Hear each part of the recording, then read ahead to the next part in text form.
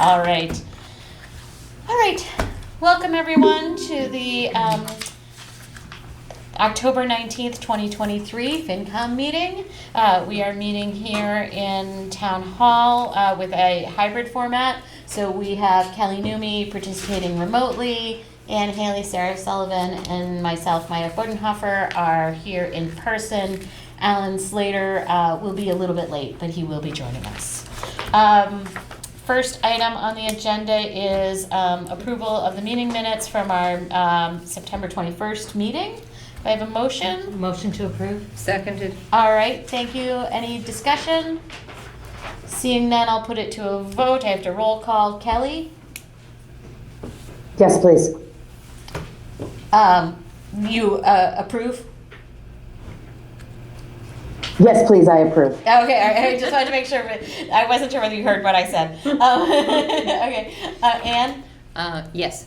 Sarah? Yes. The chair votes yes, so that's unanimous. Thank you. The next item on our agenda is trust fund and revolving fund accounts and balances. So we have Molly Ahern, Sue Bartlett, Alex Haggerty, and Tony Mizuko here. We were provided with some information in advance regarding trust funds and revolving funds. Are there any questions from the committee? Sorry, if I could just make It one. seems like you had copies of those things, I right? do, yeah. This is, so where it says FY23, that's actually the life to date in the system. So we have an updated sheet. I thought I printed it, but I printed the wrong one. Okay. So the numbers are not as exciting as they look. Does everyone have one? Let's see. I do. Well, I have But the one. for- I printed the one Oh, from that for you you, sent, are these but it's different? slightly different. No, I will get you an updated different one. I didn't want to hand you a different sheet at a meeting. Oh, okay. But suffice to say, we have 5 primary revolving funds that we use. 3 of them have, I would say, an impact on the operations. The other 2, the wetlands protection and the peer review, are really when we require a peer review on a planning project or a community development project. They pay for the engineering.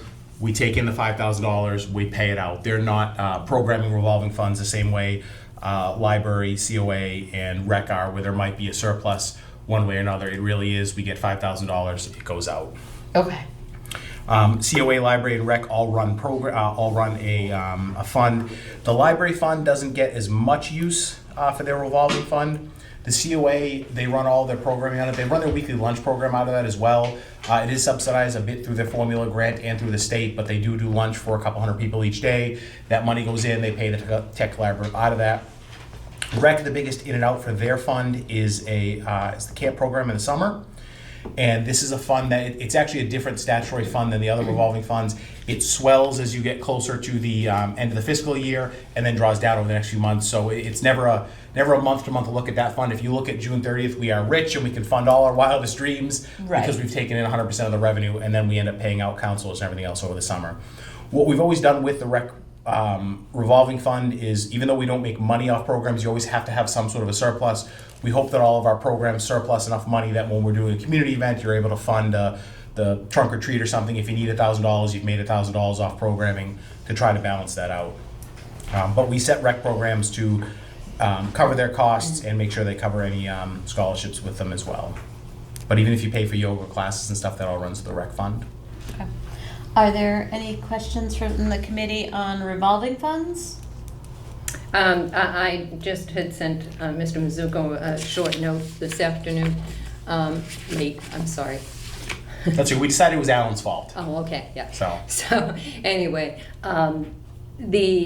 initially when we had the revolving fund for the library and the COA, we did them all both at the same time, relatively closely together.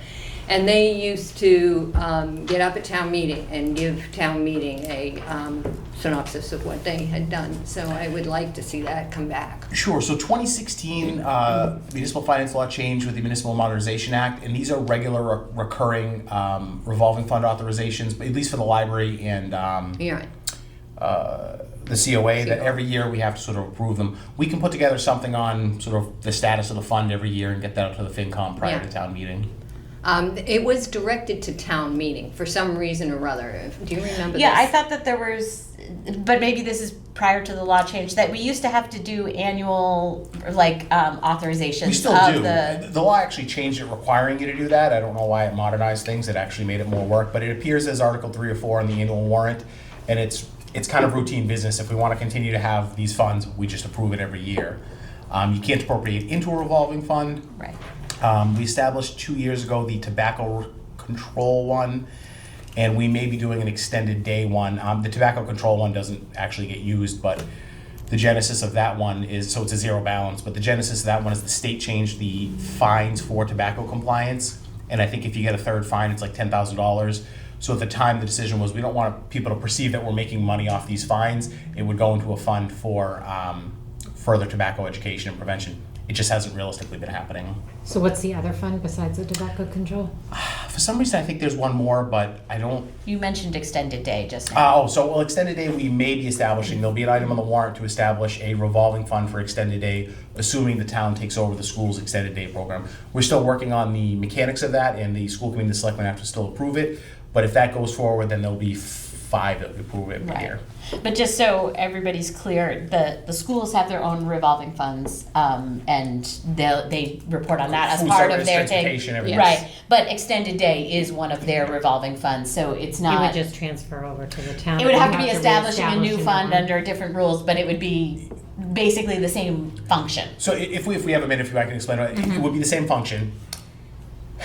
Because of the wonderful ways municipal finance works, you cannot appropriate money into a revolving fund. You cannot transfer money from a revolving Oh, fund. okay. However, you can appropriate money to be spent for a program that also runs out of a revolving fund. I know that sounds ridiculous, but what we would do is the town's revolving fund would start as of March 1st, because you're always collecting revenues a few months ahead when you're bearing those expenses. Any revenue after March 1st would go into the town revolving fund. Expenses would continue to be paid out of the school revolving fund until June 30th. If we wanted to, that fund closes to free cash. You can't appropriate anywhere else. What we may want to do in May is, if there's $75,000 in it, that sort of program revenue that's been built up over time, we can appropriate $75,000 out of free cash to be spent on extended day funding programming. That closes to free cash. It's a net zero. It's just a frustrating way you have to make everything work so just a DOR procedure. blesses it. Yeah. Yeah, It's just a yeah. procedure. It's the number of times DOR said the statute doesn't contemplate what you're doing, and we said, well, what do we do? And they just said, well, talk to somebody else. We figured it out. We worked with our DOR field reps, but Okay. So these are the only revolving funds on the town side. correct. The tobacco is the only one that's not listed here. Correct. We technically maintain revolving funds for insurance restitution, but that's if somebody hits a pole and it's an $8,000 damage, $8,000 comes in from insurance and it gets paid. So you're What not supposed to about have police details? So that's what's called an agency fund. Okay. It's supposed to work the same way. The cost of the detail comes in and then it gets paid out. We have to front that cost, which is one of the reasons we're asking to add interest to those bills. The administrative fee that we get from police and fire details is booked as a general fund revenue. Right. So that doesn't go into what's referred to as an agency fund. Police and fire details are what's called an agency fund. They're not supposed to have a balance in them. If there's a balance in them, we have a problem. Usually they run at a small deficit. I think we covered that last year or the year before with the audit, that if we haven't received funds at the end of the year, it shows as a deficit. But they're never going to have any funds over the cost of a program, because we bill out $800 for a detail, we collect $880, but $80 goes into the general fund. Okay. And we did, just a side note, we did look into whether we could raise the administrative fee for details, but state law caps at 10%, unfortunately. Okay. Any other And questions you on? You legally have to pay someone within like 2 weeks of their doing the work, so that's. Right. And then it might take a month to collect from the person who hired the detail, so that's the difference between the two a lot of times. Yeah, that makes sense. Okay. Any other questions on revolving funds? Okay, then let's move on to trust funds. What you have in front of you is a list of our various trust funds. Unfortunately, these, with a few exceptions, are difficult to maintain, but statutorily we have to. Most of them are restricted in terms of who can spend them. Most of them are restricted in terms of only being able to spend the interest, which, as you can imagine, on a $622 fund, spending just the interest on is not necessarily worth our time, but there's nothing we can do about it. As we pulled this list of trust funds, only sort of 2 points of interest. One is we did the research on the post-war rehab fund, which has been floating around for a million years. And honestly, it was one of these things for years. Bernie would say, oh, I have some paperwork on that. We have it somewhere. The history of this fund is actually pretty interesting. We screwed it up too, by the way. In 1943, the state allowed a local option where communities could purchase war bonds. You had to adopt the local option, and then you can make an appropriation to buy war bonds, but you could only spend the proceeds on capital expenses. Okay. So there was an appropriation in 1943 for war bonds citing this act. We didn't properly adopt the local option to do it, but I'm not going to fight with what they were doing back then. So this has literally been sitting on the books for 80 years. They were World War II saving bonds that we have just continued to carry the money from. You can only spend it on capital projects or interest. That being said, at the $4,500, I'd be sad to sort of see this appropriation that's a memory of World War II go away, but it is still on the books 80 years later. We could perhaps buy a nice bench somewhere, right? With a But World in War 100, II thing. in 100 years, don't you want somebody to say, what's the post-war rehab fund? We bought $600 worth of bonds back in 1943 and got crap interest on them, if you ask me, but that's neither here nor there. So it's a catch-22. We don't need the money. You could spend it on something. You could do something with it. But it's also sort of an interesting historic quirk that this is from war bonds we bought in the 40s. So weren't the war bonds actually physically a bond? I mean, a piece of paper? They've since matured a million times Right, over. So yeah. my guess is we turned them into the bank, and the bank said, "Here's your check for, $1,000," and they deposited it into an account correctly so, and it's just been carried over and Oh, over. okay. I was and over. expecting a pile of bonds. No, I think that would have been great. Those would be worth more. I know Yeah. it. Well, we frame them and get them on the wall or something. But Exactly. Yeah. the rest of these are just gifts and donations. We don't have a formal gift or donation policy, and it would probably be more effort than it would be worth to establish one because it doesn't happen that often. But if somebody said, I want to leave a $100 trust fund, I think we would politely say thank you, but no thank you. The library has moved to telling people, look, you can sponsor a couple of books. We'll put a name in a book for $100, and then we'll go buy something else for it. We'll run it through our donation account, but we no longer want to take here's $100. Can you please keep this in perpetuity for a million years? It's just not worth the time on them. The only other one that I'll point out is the Cemetery Perpetual Care Fund. Depending on how you interpret the law, we're required to have a perpetual care fund. We can only spend the interest from it. At some point in time, we need to have a larger discussion about it's never going to cover reasonable costs for the cemetery. If we have to do it, do we set it at $1 and forget about it? Do we try to raise it? It's never going to serve the purpose it's intended for. Again, it's probably a statute that dates back well over 100 years. You have to put in a little bit of money for perpetual care. You generate some interest, and that'll buy the flowers and everything else 500 years later. But we will probably never reasonably receive an amount of money out of that to offset any significant expenses. Any? Didn't we make some changes to that? There was a mistake made a couple of years ago where the interest was incorrectly given to the general fund, and Okay. we did an appropriation to return it to cemetery perpetual care, which is, again, the balance isn't bad, but it's never going to really reasonably do anything for So us. this is making money. Are we drawing money from it? None. No. Okay. If Right. something just entered my mind, but if we decided to make it so that people who are cremated had a place to leave their ashes, would we be able to use that? You can only tap the interest, unfortunately. I believe me, I agree. We've been better at trying to make sure as much of our money is in higher interest-bearing accounts as possible. The state for many years restricted that, but we're never going to sell enough lots that we're put so much money in there that 30 or 40 years from now we can say, hey, you know what? We can make $300,000 a year. We can more or less cover the cost of the cemetery when it's all closed up. The trend in burials, if you will, is more towards cremations and alternate burial systems. So we'll probably always have capacity. I think the last look we did at the cemetery, we've probably got 25 to 30 years of burial capacity at our current rate. And then there's additional space we could take if we needed to add burial capacity. But I don't think we're going to continue to bury at the same rate much beyond the next 10 or 15 years. More and more people are getting cremated. And if we wanted to do they do the memorial walls, I don't know what it's called, where you can put your remains in and stuff like that, a cremains wall. You could look to do that, but it may not be you'd only be spending the interest out of this. Okay, just a thought. What other point working out, our OPEB trust fund is up to $5.7 million, so that's pretty good. 5 or 6 years ago, it was around $1.5 million, so it's still 90-something million short of where it needs to be, but at least it feels like a real number, so we can almost cover What's it. $90 million if, with all the stuff that we've got talking about tonight, it adds up quick. The interest on it can almost cover retiree dental care. That's something. Yeah, but it's a positive note that at least it's a number of some significance. It's not $82.23 or $622. Moving in the right direction. All right, any other questions on trust funds? You said most of these are based on interest. Is there any that are not? And which ones are? So I Anything think- of significance that isn't, I guess. I think the Anna Day one is the only, so the Anna Day one, we can spend the interest on upkeep, and I believe we can spend the principal on maintenance. I gotta double check.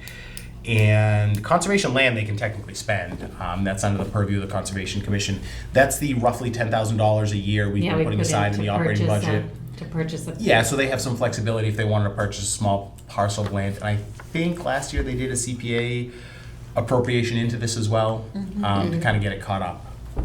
That they could spend the whole kit and caboodle We're tomorrow. not gonna buy much land in Norwood for $110,000, unfortunately. Nope.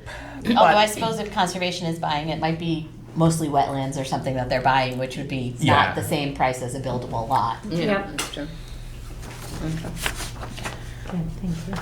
All right, any other questions on trusts? Okay, then let's move on. The next item is grants.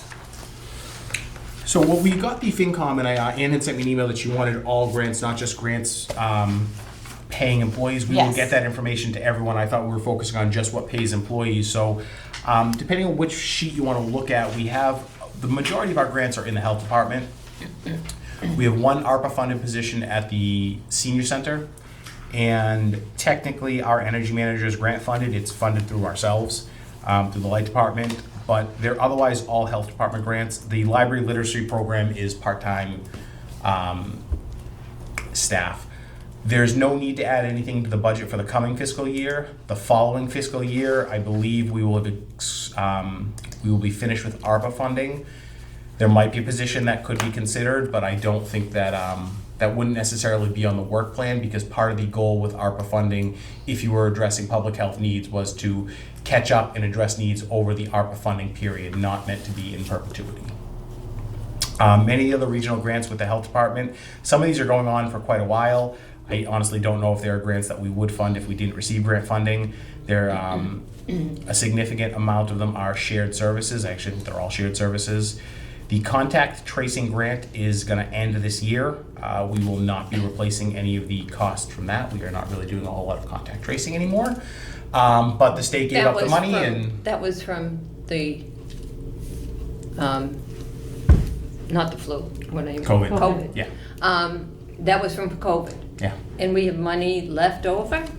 I was having a hard time reading your columns. Most recent award, so is this the balance, does that, So you got to sort of look at how much we received, and then when it's okay. that's sort of, I guess, the annual amount. But Impact Norwood, we get a chunk of change, and then it lasts for 4 years. I would the expiration date is the most important thing, I think, to pay attention to when it ends up going away. Okay. Now, some of them, like the literacy grant, it's an annual grant. We've received it for 20-something years, so it could go away at any point in time. The contact tracing is 521,000. Do you even anticipate? Yeah. No, and So- believe me, we have. And then it just goes. I know Yeah, you've we've tried played every game we could play, creatively, but I understand. Yeah. even at the time that money began getting awarded to communities, we really weren't doing contract tracing anymore. So it was, you did the best you could do. The region shared the positions. You met the parameters of the grant. We just don't do contract tracing anymore. Okay. So how much money do we have in there and what do we do with it? We have a shared health specialist currently charged to it. With the region, that position will go away at the end of the fiscal year. Again, the original goal was to provide contract tracing support for the region. The state effectively ended most contact tracing realistically right around when we got the grant. There were a number of these given around the state, so it just, candidly, was money the state gave out and said, who wants money for this? Everyone said, sure, we'll take money for it. The state said, you don't need to do it anymore. And when the grant runs out, call it a day. Okay. So is that our money now? No, I wish it was. Okay, well, that's what I wanted to know. No, unfortunately, it's gonna go back to the state. We will try to spend it in every way, shape, or form we can, and the state has been helpful with it, but we're not doing contract tracing. Yeah. Well, I know we're not doing that, but I mean, you know. We're trying to get Wondering every- if the state said, well, if you have anything left over, it's fine to work with it as We're hitting every parameter of spending as many dollars as we can, but it was just intended for contract tracing. Yep. And again, Could we've we bought call some people equipment, up we've and helped the suggest staff, they we've take- done training, we're doing everything we can do. We reach out to the state and ask, can we do these 47 things? And they say you can do these 3 things. It just, the intention of this program a couple of years ago never met the reality of what the state was doing. The state changed their requirements. What they're gonna do with the money when they get it back, who knows? give it back to the federal government.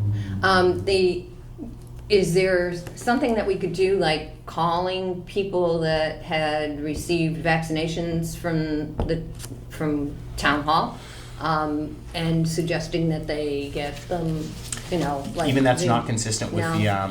with the I was grant. It hoping. was supposed to be when the state, if you remember, they set up their call center to do contact Yeah. tracing because it was a big issue, and then they said, okay, we're moving away from this, but towns had moved away from doing it. They put up a bunch of money to do it, but the pandemic sort of ended. Which is a good thing. It was, yeah, I mean, I I would was rather the just pandemic hoping have we ended could and use have to it turn for this money something back. else, yeah. Yeah. Again, we're Stacy's getting as creative as they'll allow her to get with how can we spend it on other things, but Okay.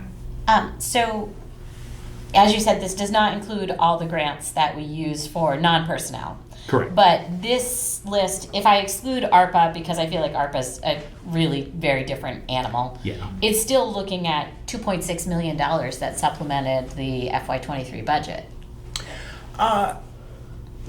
Yes, but I don't think we would do these things if we didn't have No, grant I funding. agree, but I think it's great that we were able to take advantage of $2.6 million in Yeah, grant we- funding and provide services to members of the town without Absolutely. a direct cost from the town. And we've been able to, some of these have a pretty big admin overhead. We're able to pay for part of the analysts that they have in the health department, which is great. We're able to cover all the costs of the benefits. They've been very beneficial. When they run out, I just don't know if we'd replace them. One of the goals we had when we started out was it was an opportunity for us to sort of experiment with different areas of public health and say, let's try what works. We had 2 epidemiologists for a while, and they were shared within the region. We realized we don't really need that. It was nice to have, but in the future, that's not something we would do. We had bumped up to 2 nurses at one point. We can't recruit nurses. We found that 2 sanitarians is better. Impact Norwood, when we expand their role a bit, and there's other things we have them work on, there's a benefit to that if it's beyond just the Drug-Free Communities grant. So it's been this great chance to kind of see what's working and what's not working. Not to say that none of it's working, but we would we'd look at a few of them as time goes on. But it was a great opportunity to be able to do it. No cost to us other than a couple of gray hairs on Stacy's head for having to work it all out and tease it all out. But the Mental Health Awareness Grant has done really well. We've got a big benefit from that training, as an example, something we wouldn't have otherwise done, but have benefited from quite a bit. But as Ann said, we were looking for all of the grants, so We'll we get that will for your next ask, meeting. yes, that you provide that for us next time. Thank So you. we'll add that to our long-term agenda for next time.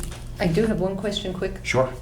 Is the airport, is the money that we receive from the airport for doing different projects, are those considered grants or are they not?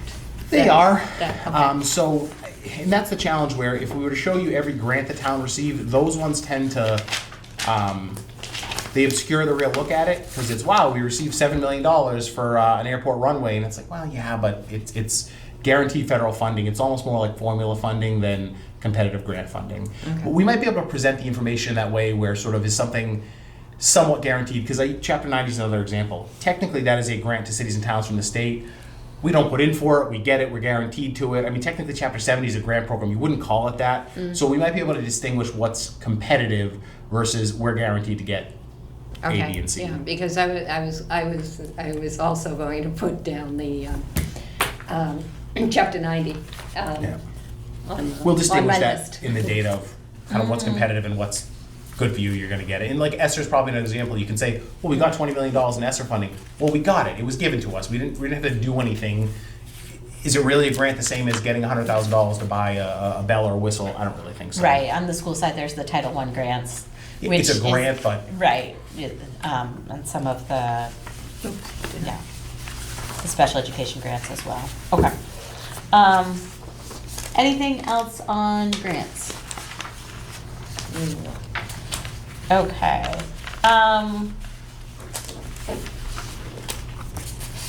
I wanted to talk a little bit about capital outlay and budget balancing. So, capital outlay, I emailed all of you the information from the last capital outlay meeting. Yes. And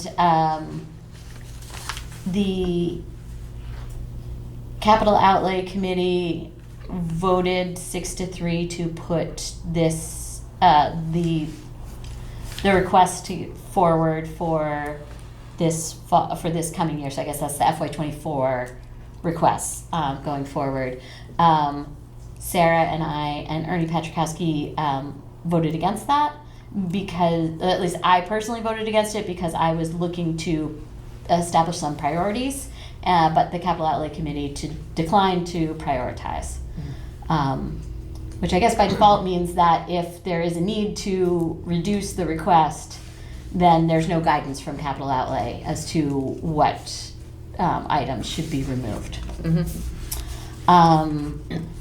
There's Can I say something? Yeah, absolutely. For the people at home, that this means that when we go to town meeting to have a vote, people will be voting without some direction from the capital outlay committee as far as which was the most important thing to do.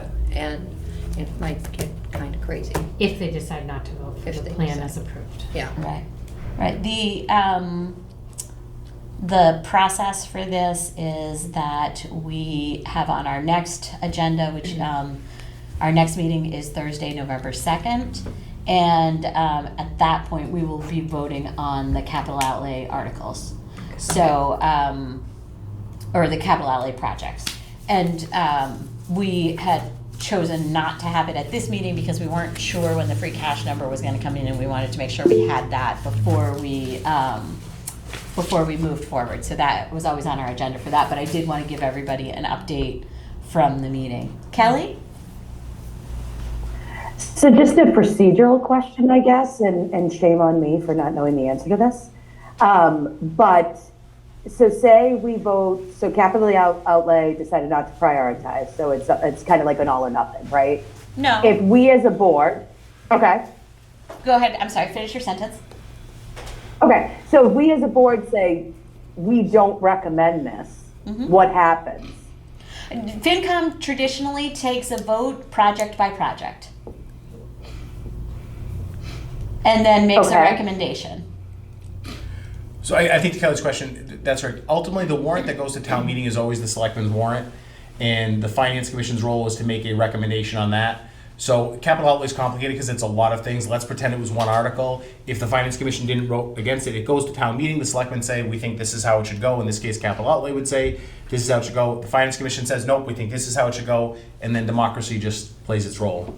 Right. So typically. Okay, so it would be like not recommended by FinCom, recommended by selectmen, not recommended by FinCom. This is the warrant article. Right. Typically. As funny as that sounds. Right. Typically, FinCom makes the motions for capital outlay because it is a expenditure. And so, if FinCom decided that they wanted to support 6 projects and not 3 others, and I don't even know what the total number is, but it's something in that neighborhood, then we could make a motion for the 6, and then our motion for the other 3 could be indefinite postponement, and then somebody else could try to make another motion to approve the project if they wanted. Got it. But I had been looking for capital outlay to prioritize just because I wasn't sure that that everyone on the FinCom was going to feel that there was enough money there to do everything that we wanted to do, and I was hoping that if FinCom didn't feel like there was enough money, that we could get some guidance from capital outlay, but capital outlay declined to provide that guidance. Can I ask why? I mean, whenever you do anything in life, even when I do my grocery shopping, I prioritize what I need, and when I run out of money, the things at the bottom of the list, I just don't buy it. Big why? I can answer that. I think that they felt the capital outlay members felt that enough had been discussed. So I think they were comfortable with moving forward based on the discussions that we had already had. So. with Maya and I sitting there, I guess maybe they thought we could discern from the discussion. Okay, fair enough. Seems, okay, fair enough. Yep. So, you should be getting, the town meeting warrant at some point, but I was wondering, and unfortunately, I'm just about to ask this right as Tony had to step out for a moment. Does anybody know when the warrant is actually going out? I believe right now I have it with bond council to review some of the motions, waiting back. We get it back from them, for some of their approval. So that's for the motions, but the warrant itself, has that been approved by the selectmen? I don't know. I don't believe so. I'm not 100% sure. But I thought they did it. Okay. I can't remember if it was on there. Yeah, I thought it was, I honestly didn't get a chance to watch the last selectmen's meeting, but I know I, as a town meeting member, have not received the warrant. It's too early for that to happen, I think. They don't. I mean, the meeting's in less than 4 weeks. Yeah, usually about 2. Tony. Hmm? Tony and I. Yes, He went to that yes. meeting. All right.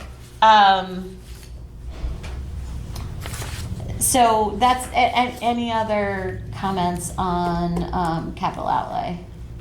Not that I. Questions? All right. Then, It's, oh, wait a minute, I've got to make It was a, on their agenda number 1 for their Right. 10 meeting. right, but it didn't, I couldn't actually find it anywhere.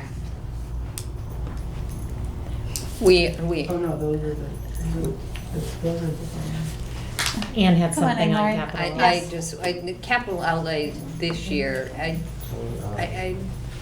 there's an awful lot of money involved, and I am very concerned about that. And I know we need to use this, but it just bothers me that there's so much money involved in that. The capital outlay requests for general government are about $4.7 million from free cash, basically, from cash spending. And then around $10 million in borrowing. And that does not include the water and sewer work, which it would be a kind of a separate item. How does that play into what's typically requested on average? That seems very high to me. It is higher than average. Some of these projects were postponed from previous years. There's Mr. Mizuko had given all of us a memo with suggestions for how to fund this in a way that the debt service is level over time. But it would involve a 1-year bump in debt service for FY25. And the only way that we could then return back to our level that we're at for FY24 would to not borrow anything the following year. So that is the proposal that's before us. And right now, the next year, for capital outlay is showing a little over $6 million in spending is the proposal. Now, that always changes year to year, but we do develop a 5-year plan, and year 2 of the 5-year plan shows about $6 million in general government capital outlay spending.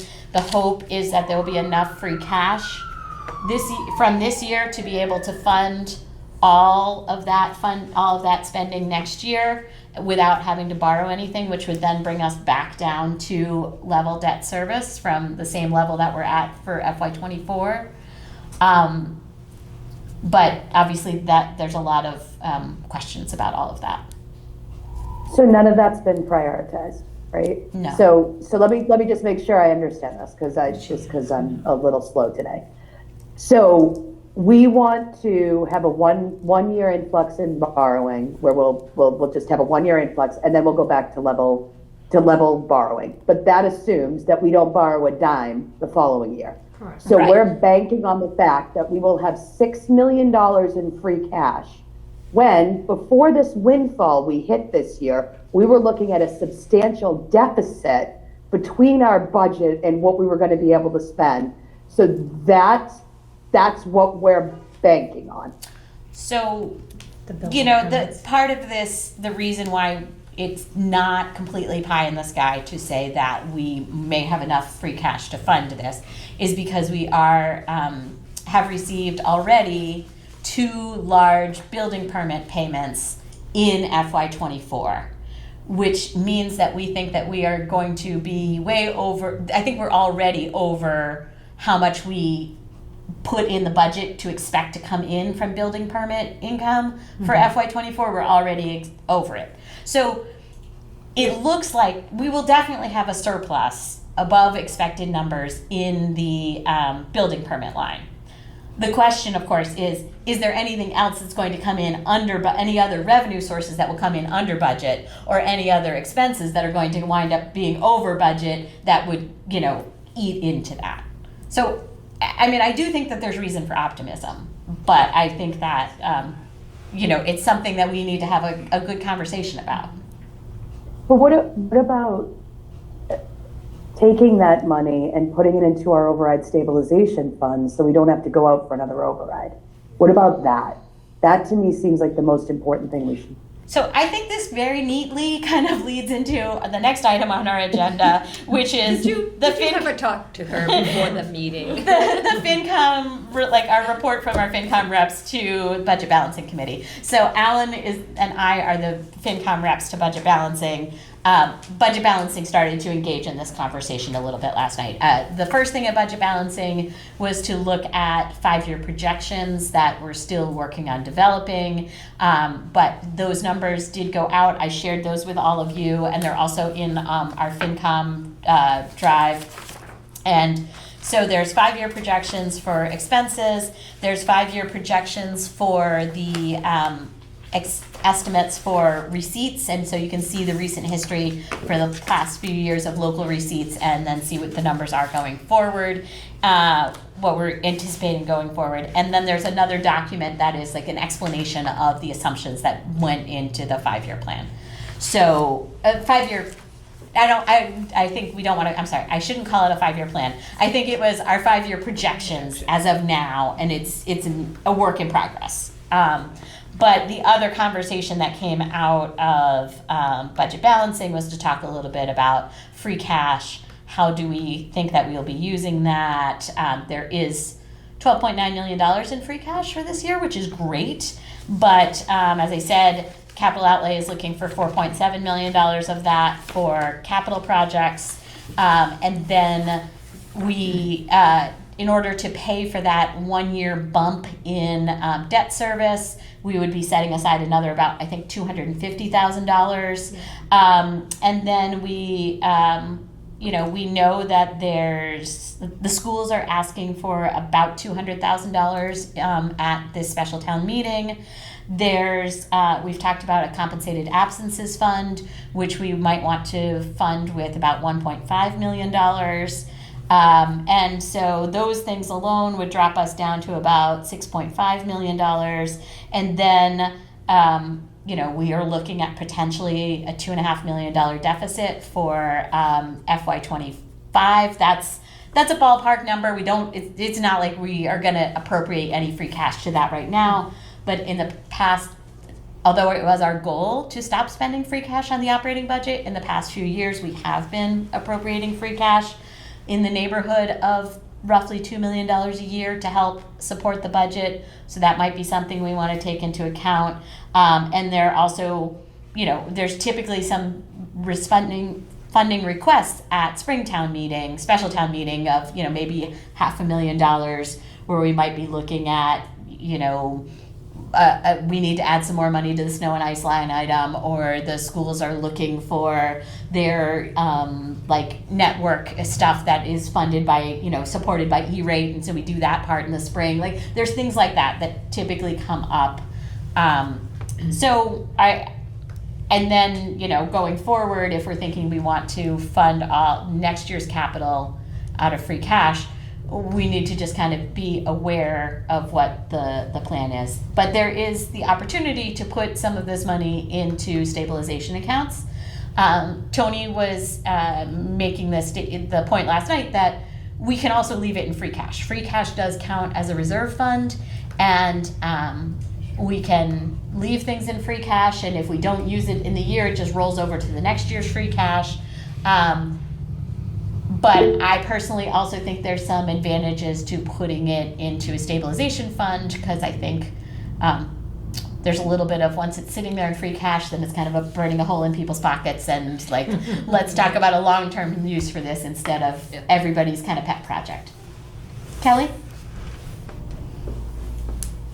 So it was great information. Love the recap. That was excellent, Maya. Thank you very, very much. So here's my concern, right? Everyone keeps saying, you know, when we get this windfall, we got to be careful about what we do with it. You know, we don't want to just spend it. And now some of those people that were saying that are now like, let's spend it. I don't want to leave it in free cash because it will end up getting absolved by the town or the schools or someone. We should agree on a percentage that we say, on this windfall, we're going to save X percent, that's going to go into the override stabilization fund. And then whatever's left, we figure out what to do with it. My question goes back to capital outlay. What percentage of the items? So I am not a risk taker when it comes to money, okay? So I'm never gonna play the futures market. I'm never gonna go to Russia and buy 3,000 sacks of potatoes thinking I'm gonna short them on March, right? That's never gonna happen, right? And I feel a little bit, I make a joke, but I feel a little bit that's what this plan is. It's like, oh, well, we expect that we're gonna just have this cash running around, so we'll just do it that way. It feels very speculative to me. So what would we need to do to take down capital outlay? Like, what does that look like to get it within a budget that we could fund next year without saying we're using all this cash that we're going to magically come up with? Yeah, Sarah, did you want to respond to that?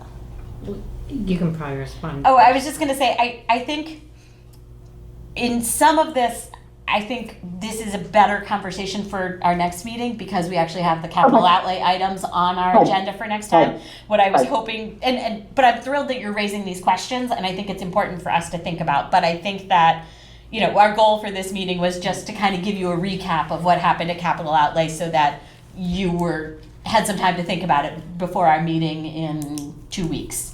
But I would add too, I'm putting on my capital outlay hat right for the moment, is that we have a financial policy that capital outlay spending, doesn't exceed 5% of non-utility. The debt service doesn't. Debt service doesn't exceed 5% of non-utility revenues. It is still well under that for this year. So from the capital outlay perspective, they're not exceeding a financial policy. I think it was about 3.9, but I could be. I think it was 3.9%. So I think, and the one thing I will say is that all of the projects were just justified. Like, no one could find a problem with the project. They're not. Yeah. They're projects that need to be done. It's not nice. You know, they need to be done. No one objected to anything that was presented as a project. So I think that's why Maya and myself were looking for some guidance, because there was a bad project on there. So. So I just want to give you that background from okay, capital, right? I agree with all of that, right? I mean, all the things on there are things, and we haven't been good at deferred maintenance for many reasons that we don't have to react right now, right? Nobody's fault. It is what it is. And now we're playing a little bit of catch up. Right. You froze. But just because years ago, that's a significant amount of growth that we're now going to expect, that we're going to figure out and already have overruns in up areas that are beyond our control, like special education and stuff like that. Mm-hmm. So that's my concern. Yep. All right, anything else that we'd like to discuss on budget balancing? Alan, welcome. Thank you. Okay. You know what? Do you want to sit there? I think so. Okay. I guess just on budget balancing, some of those conversations did start last night a little bit. So you're going to have your next budget balancing meeting. It's after our FinCom meeting. Yes, the next budget balancing meeting is Monday, November 6th, so it will not be before our next FinCom meeting. But, yeah, we did start to have some of those conversations. And hopefully more will continue as we go on, moving Yes, through the process. yes, yes. Okay. I guess I will say that personally, I think one of my goals, and I believe Alan agrees with me on this in terms of the point, like, what we were hoping to get out of budget balancing ultimately is some discussion about a plan for going forward. Our 5-year override pledge comes to an end with this fiscal year. We need to think about going forward. Are we going to have, we could just extend what we already had in the override pledge and continue with those guidelines. We could reset the baseline and say, you know, there's some things that weren't included and we now think we need, and so let's kind of reset and then go forward with 3.5% every year from there, or 3% or 4% or whatever the number is, and look at that. Or we could go back to some sort of split mechanism for doing this. It used to be that we would bring in all the revenues and then take out all the utility costs, and then we would do a 55-45 split. That no longer makes any sense because now we have facilities and like the numbers would have to change, but we could still have sort of that same kind of idea where we get the numbers from the state in January and we say, all right, this is what we're going to go forward with, and then we're going to come up with a split and try to live within that budget. I don't know what the right answer is, but I do hope that that budget balancing will continue to have that conversation and we can talk about what is the right mechanism. Yeah, I mean, I think it was important that we did have a 5-year estimate. Again, not that we're going to try to solve, FY26 or FY27 budget balance, but I think it's important to know what the projections are, because that may impact what you do in FY25 as well as potentially moving forward. So I thought that was a very useful meeting. We had some good information, but we have a lot of work to do. Yeah. All right, any other questions on budget balancing? 1 minute, please. Yes. Teresa, did you want to make a comment about budget balancing? After what Maya had said? Yes? I'm not sure. I mean, I know we were talking about earlier in our We were budget talking about committee. it. Mine was a little in and out, and I have to join, so I'm not quite sure which comment you want me to follow up to. Anne? You were concerned about the split, how we're going to go forward with the split. At least that's what I came away from at that meeting today. Oh, no, we agree that we need a plan. We agree that we need to talk about it at the next meeting of how we're moving forward. And there was some analysis that Ms. Sheridan is going to do that we on the school sides have a little bit of a different numbers than the projections we saw last night, which is why I had recommended during last night's meeting that I think Dr. Thompson and Ms. Sheridan needed to do a deeper dive, but we will bring that back to the November 6th meeting. Okay. Thank you. Great, thank Good. you. That's my report from this afternoon's meeting. Okay. Thanks, Teresa. All right, so then the next item on our agenda is the meeting with the school department to discuss their special town meeting request. So Dr. Thompson, Ms. Semina, would you like to come to the table and join us? Sure. I think we Who can gets the move short this. straw and has to sit next to Mr. Mizuko? Well, I'll move over here so You're only gonna one move person over? has to sit next to me. About time. There you go. I'm gonna steal all this good So stuff the here. short straw, so you Otherwise sit I next to wouldn't me. There you go. I want you to know that I called your That's wife. I right, said, because what should I wear? So I look like Alan. Alan. She said, definitely wear a sweater with a collared shirt underneath, so that's what I did. Months later. But we didn't coordinate colors. Well, we're not looking for miracles. We're Okay. just looking for progress, that's all. That's, any progress. is Right, any progress is good, Roger. Okay, so thank you for joining us. I know that you, just so everybody is clear, the schools are coming back to talk to us in December with their Q1 report and all the October 1 numbers and all that kind of stuff, and that is not this meeting. So Good, because I don't have any. All right, but I just want to, and we will be talking at that meeting also about the the school revolving accounts and the school grants and things like that. We talked about the general government side of that tonight. That will be postponed. Well, that has always been scheduled for December. But we wanted to talk with you about your special town meeting article requests. And so hoping that you can just tell us a little bit about it. Sure. Let's go through them and Sure. tell us what Do they you have are. a And particular order of preference? I or- do not. You do not. Okay, so there are 4 town meeting warrants. Of course, I printed all this out so I would have it, and of course, I left it at my table in my office, par for the course. But the first is a comprehensive review of the Student Services Department. So we're looking to do kind of a deep dive into our, and Mrs. Semino can give some more details on this in a second, but about 25% of our population is qualifying as special education. Student services is not just special education, it's also counseling, nursing, it's all student services, it is not direct teaching. So we're looking for someone to come in, to hire a consultant to come in and do a review of our service delivery and our model. So I don't know if you want to add a little bit to that, Mrs. Spino?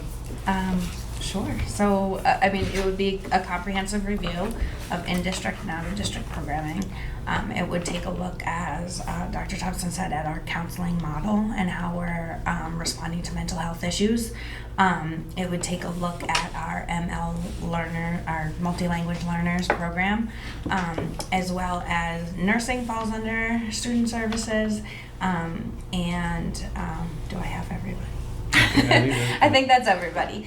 So we're looking at a really comprehensive look at how we are providing services in the district to students of specialized populations. Right. And that is a warrant request of $60,000 from free cash.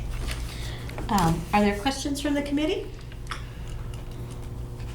Yeah, I'm curious, are you also going to look at things like transportation?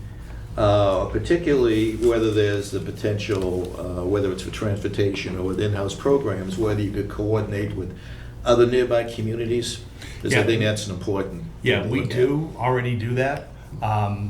We could definitely add it to the request, but we do, because none of, drivers, vans, we do coordinate. So if we are going in the same direction to an out-of-district placement that somebody else is, we team up as much as possible. The reason why I bring that up is somebody was telling me that they were on 128, Mhm. and they see a Norwood van going to wherever, and right pretty close to them was a Walpole van. It turned out going to the same location. So to me, that's the perfect kind of situation where you can coordinate transportation if everything else, would make some sense.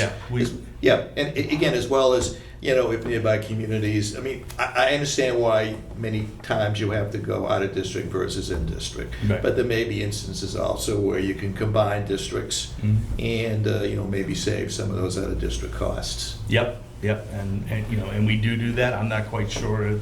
There are a lot of schools that are close by. Yeah. It might not be the exact same school Right. and not on the same Right. schedule. But I know of several runs right now that we do run with other communities. But sure, we could add that. Yeah, because again, looking at, some of the costs of programs and transportation, any savings you could get would certainly. Yeah, well, it's even Makes some sense. beyond cost. Yeah. It's just capacity to Yeah. make the.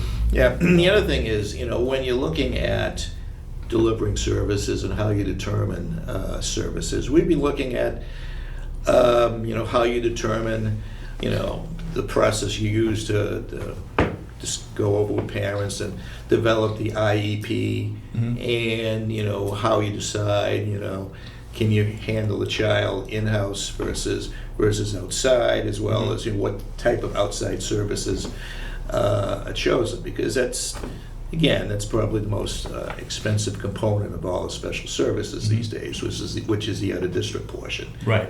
And there is a legal process that we have to follow. Yep. There is a team that comes together and does that. Yep.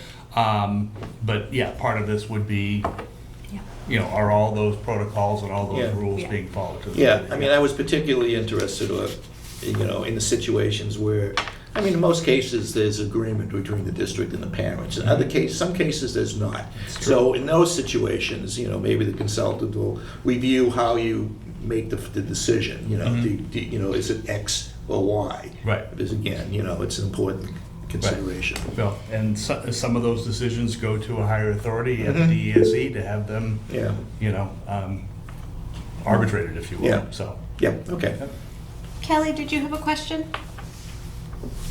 I just had a comment. I agree with Alan's lines of questioning. I think that's a really important thing to review. I mean, I would say from my own experience, I think there are other opportunities to send kids out of district.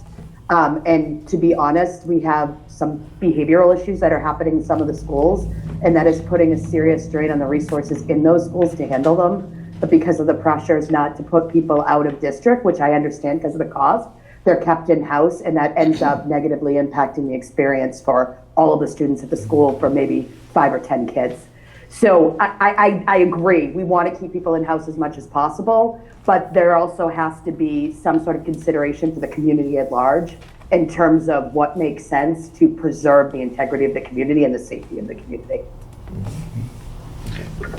Did you have a question, Sarah? Yeah, I just on getting this done, getting this evaluation done, first of all, how many companies, like how do you go about choosing the right company to do it to get the truly objective? I mean, we're dealing with like the most precious people in our community, Yeah. right? I mean, Yeah. everyone's precious in our community, but this is obviously a very emotional subject. So how do you go about making sure you get like how many companies do this? Do we have other types of peer communities that have done this that we can?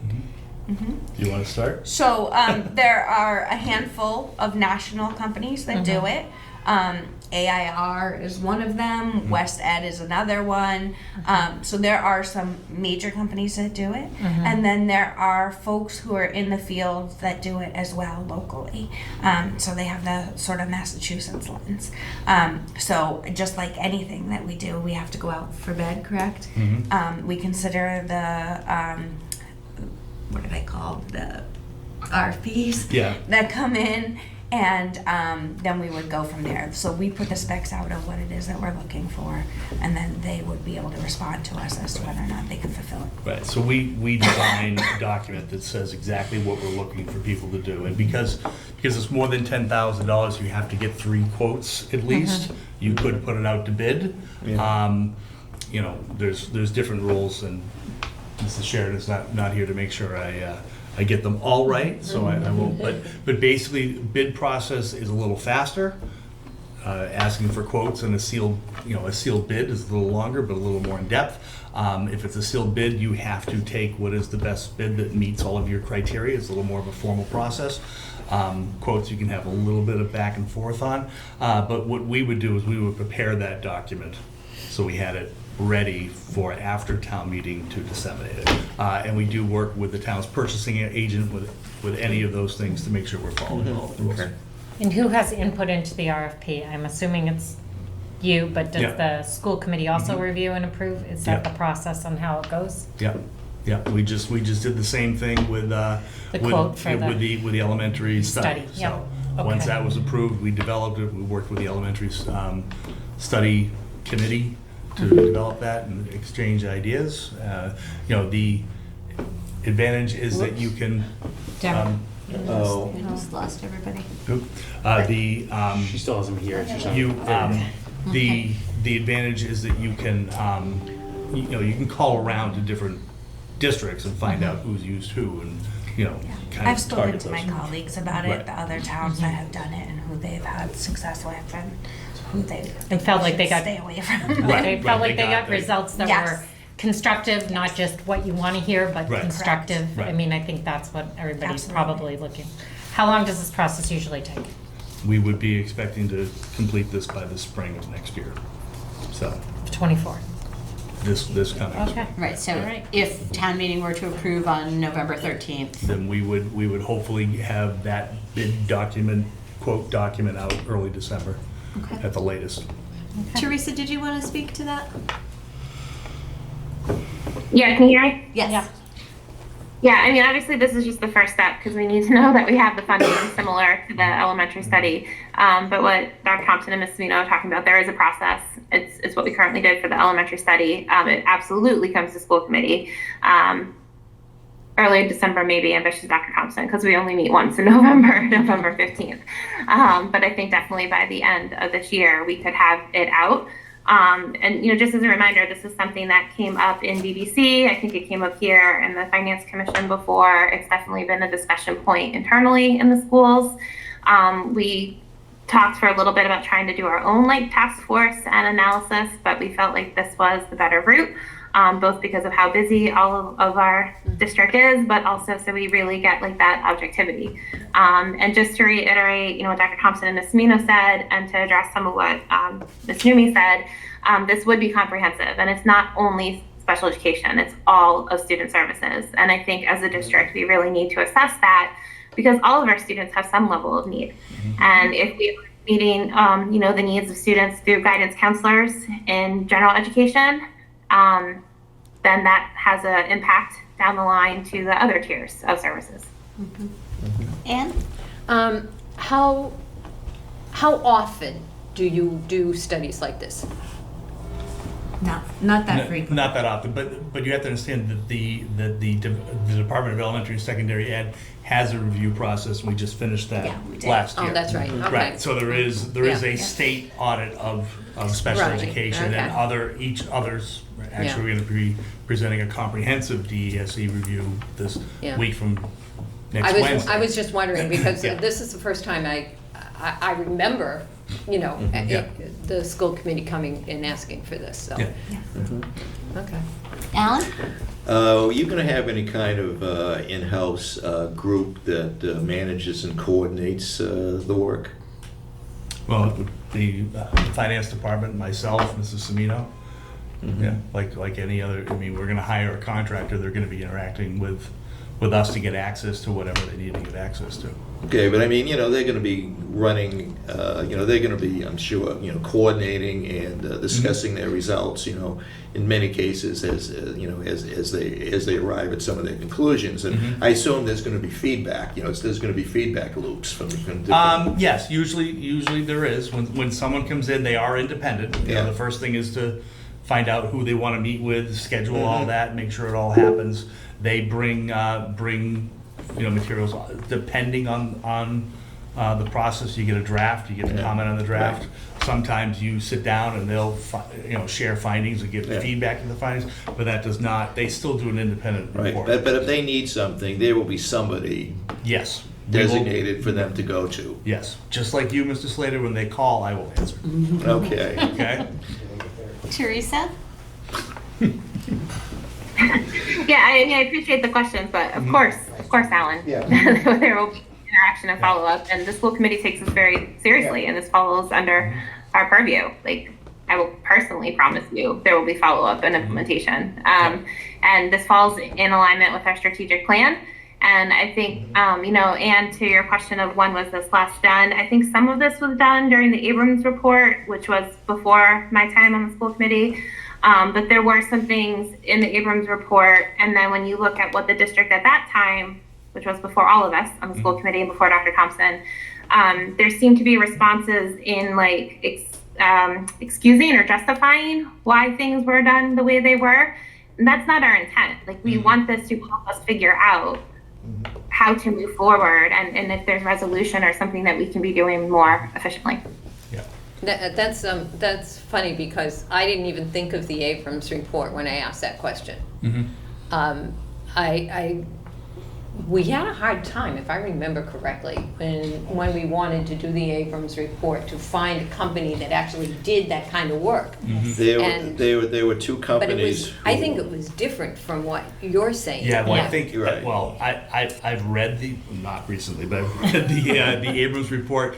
It was more of a, town government sort of look at it. And so, if we went back in time, maybe it would have been better to have two different groups do it, one for the schools, one for the town, but who knows? But at the time, there were only two companies who applied. Right. I think partially because of the price that was was listed for the report. And I was personally disappointed in the Abrams report, but that's a whole other story. Yeah.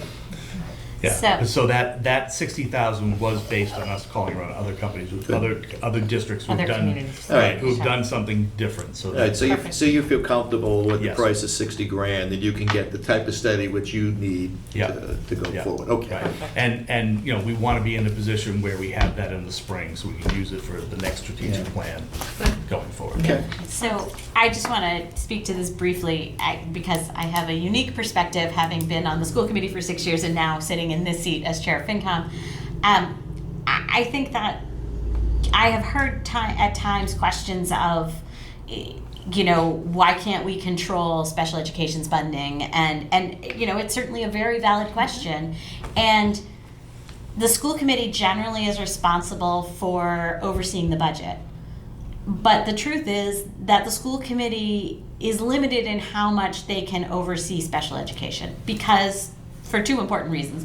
One is that they aren't necessarily special education or experts, but even if they were, federal law prohibits the school committee from having access to any student records. So there's, I've heard sometimes, well, it seems that this student's IEP isn't necessary or whatever the claim is, but the school committee cannot independently assess any of that. Right. And so I think that this allows a tool to say, all right, let's bring in, we have confidence in our team, but we all know that we've been in situations where you're going forward and you're doing the best you can and something new comes at you and you react to that. But sometimes when somebody can take a step back and look at the system as a whole, they can have some interesting insights. Yeah. So I think that this could be a good way to ask those questions. Yep, thank you.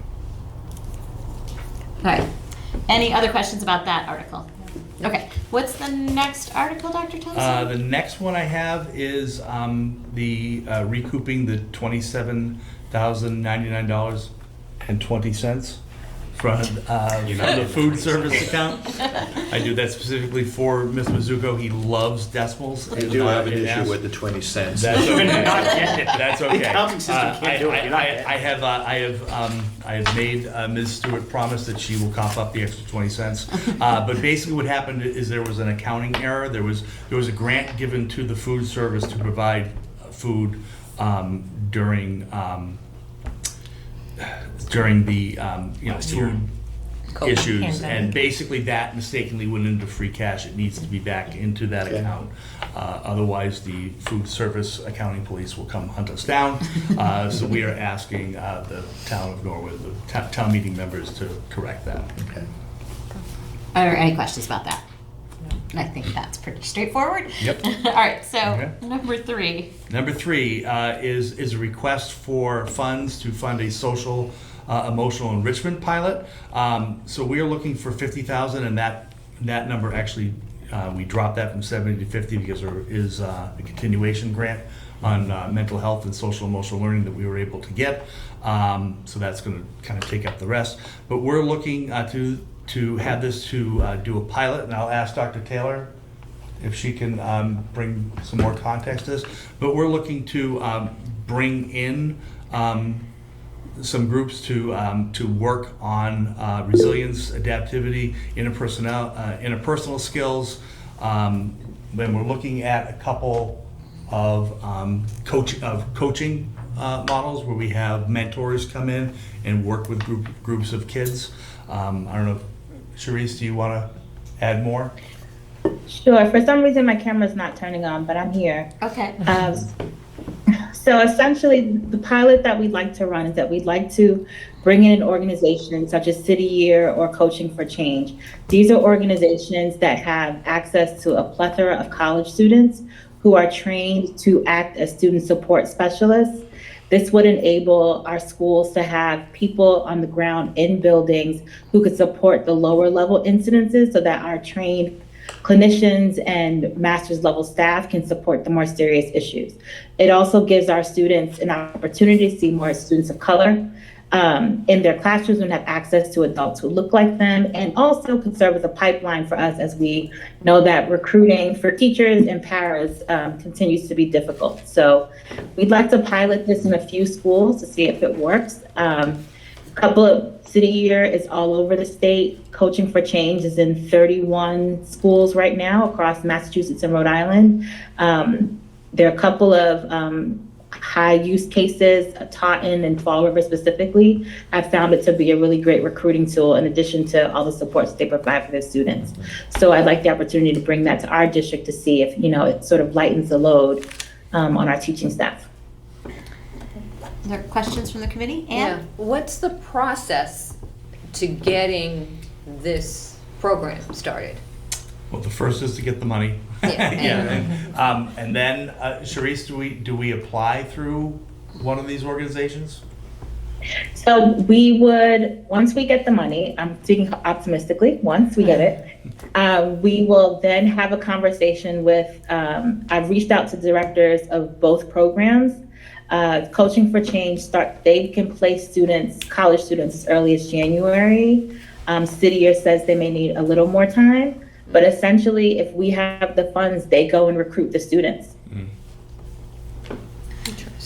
Any other questions from the committee? Alan? Okay, well, first of all, I think this is a great idea. Can I quote you on that? No. Okay. To the minutes. It's on camera. In terms of the cost, how much you getting? What's the amount of the grant you're getting? About 30,000. Okay. Right, for this year. So it's a 5-year grant. This is the second year. Of Okay, so it's about 30,000 because I thought I heard in the discussions the school committee had that the cost of the project was 70,000. Estimated to be 70,000 with 80,000. Uh-oh. We're still There we functioning. go. 70,000 with the extra 10,000. Downside is that we we might time would probably custodian. be able to do an extra grade worth of kids and or an extra school. Okay, I wasn't. I'm sorry, I That, didn't hear that. that isn't something that I was aware of. Right. So and then looking going forward, Yeah. so that social, emotional, and mental health grant, each year we put in for it to set. So I'm hoping that next year that 30,000 would be 40,000, perhaps. So. All right, because the way it seemed, as if, you're asking for an additional $10,000 and why.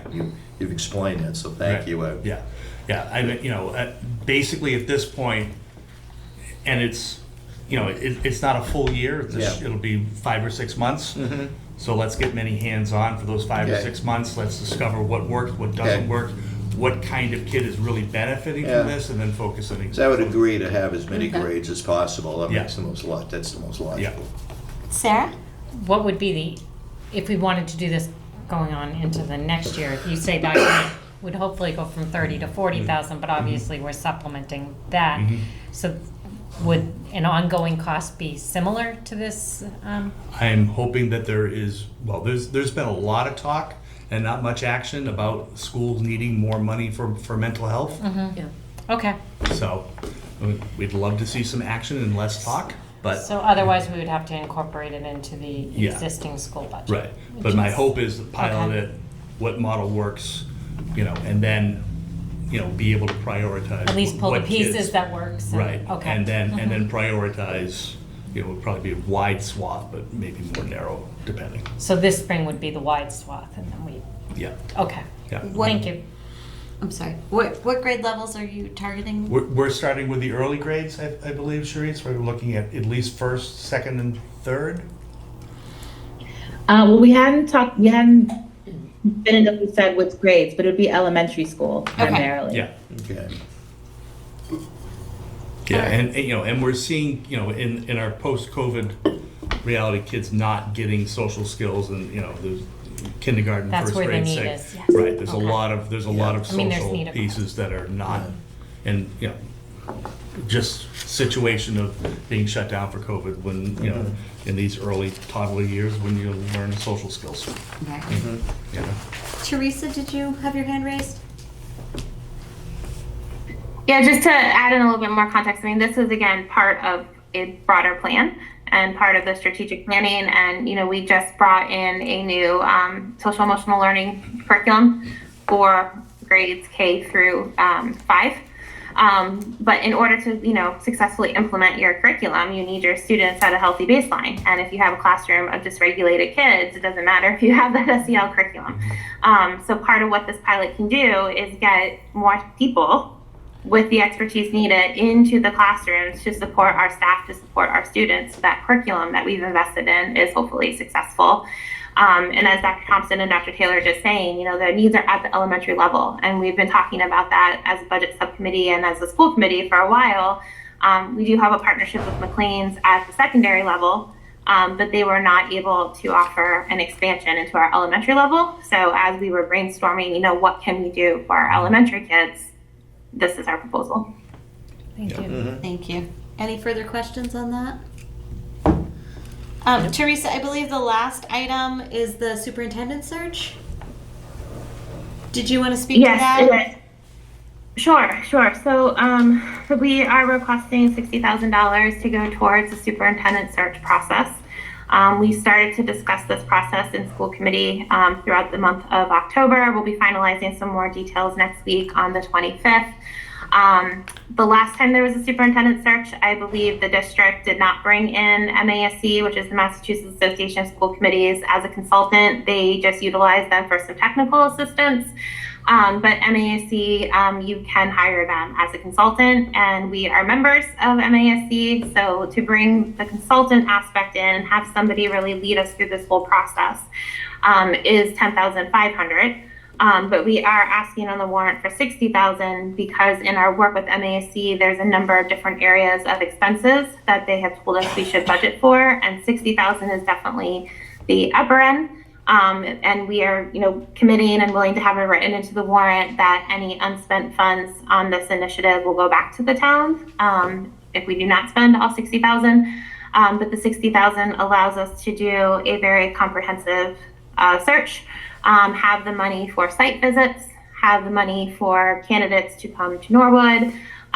It also includes some legal fees with working with our attorney on contracts and job descriptions and things like that. Are there any questions from the committee? Okay. Alan? Okay, Teresa, will you be able to get us a copy of those projected expenses we can take a look at? I can. Okay, I have the document if you want it. sure. Well, whatever you feel is appropriate, sure. Sure, Alan. Okay, any other questions? All right. I think that's it then.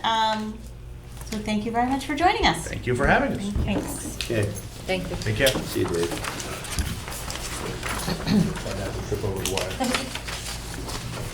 I'm taking my 20 cents. Nope. Not getting it. I'll split it with you, Dave. All right, the next item on our agenda is the report on free cash and some discussion about recommendations for use. So since our last meeting, free cash has been certified, and you all got notice from Mr. Mizuko. The number is 12.9 and something. And some change. Yeah. Not 20 cents. No, not more than 20 cents. About 80. Make it a dollar.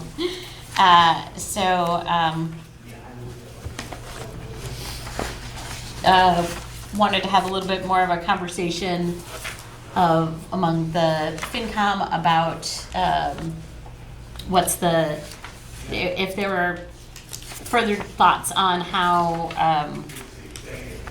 what to do with all this free cash. Save it. If I get you to that point, you never have to spend free cash. You can save it. We heard you. You know what? While you were outside the room, these guys are my witness, I actually said, last night, Tony said this, and I gave that whole spiel. Okay, I appreciate it. I'll take your word for it. But to be fair, I also followed that up with saying that I think Spend it. no, not that we can spend it. What my preference would be to lock it into stabilization, because I worry that if it's sitting there in free cash, it's going to burn a hole in people's pockets, and they're going to come up with projects to spend it on. So I take the point. It doesn't have to be appropriated anywhere, but that was my 2 cents that I threw in after. I have a couple of numbers that might be helpful to frame the discussion if you want to look at. Just Yeah. what might be on the warrant. I think what we're looking at in the warrant in November. And then just the potential for May to kind of let us know where we are. 'Cause it is worth, and sorry, Kelly, I don't know if, we'll just talk it through. I should have had an electronic copy, but I just finished this right before the meeting started. I can see if I can text you a copy. I might be able to. That would be, would be helpful. Because there's a couple things I think worth Drop on. noting. And to your point about if we don't put it in stabilization, somebody will spend it. I can see that being true. The other challenge is I would never want to say, let's put $2 million into stabilization for the fire engine in 2 years, and then we're in a bind, and we're going to town meeting and saying, hey guys, I know we really wanted to do this, will you please let us take it out and do it on something else? Then you have the most flexibility with free cash. So it's Yes, a balance. absolutely. Assuming, and we haven't gotten there yet, but assuming at town meeting we go forward with $1.5 million for compensated absences, I believe the total of the warrant articles are $426,000, $715,000 for capital outlay, we'll get to that number in a minute, and $2 million to transfer to override stabilization. $4.6 million, leaving us with $8.3 million after this town meeting. Let's fast forward to May, and we have no idea what is going to be on the warrant in May or what condition we're going to be in. But typically, we get a request for some school IT. Let's say that's $300,000. Plug in $750,000 for snow and ice. It was Maya who brought it up earlier in the week that we haven't had to go for snow and ice money in a while. So if we do, we know who's responsible for that. But we've been very fortunate the last couple of years. Let's say we need $750,000 for that. I got yelled at by one of my selectmen for saying, let's say we need $2.5 million to offset the budget. I'm just trying to be conservative and throw a number out there. Let's say we happen to need it. Mind you, we'll have $2.9 million in override stabilization, so that means we would be offsetting the budget with $5 million. That's an enormous amount, but to be cautious, and then let's say we need $1 million for the end of the year transfers, we'd still be closing the year, if you will, with $3.7 million in free cash. If you go back over the last decade, we have never closed out with that much free cash in the last decade. I would presume the prior decades we haven't. So even if we have a heavy level of spending, we're still going to end the year with far more money than we've ended the year in the last decade. Sarah? I guess my only concern there is we have a lot of projects up.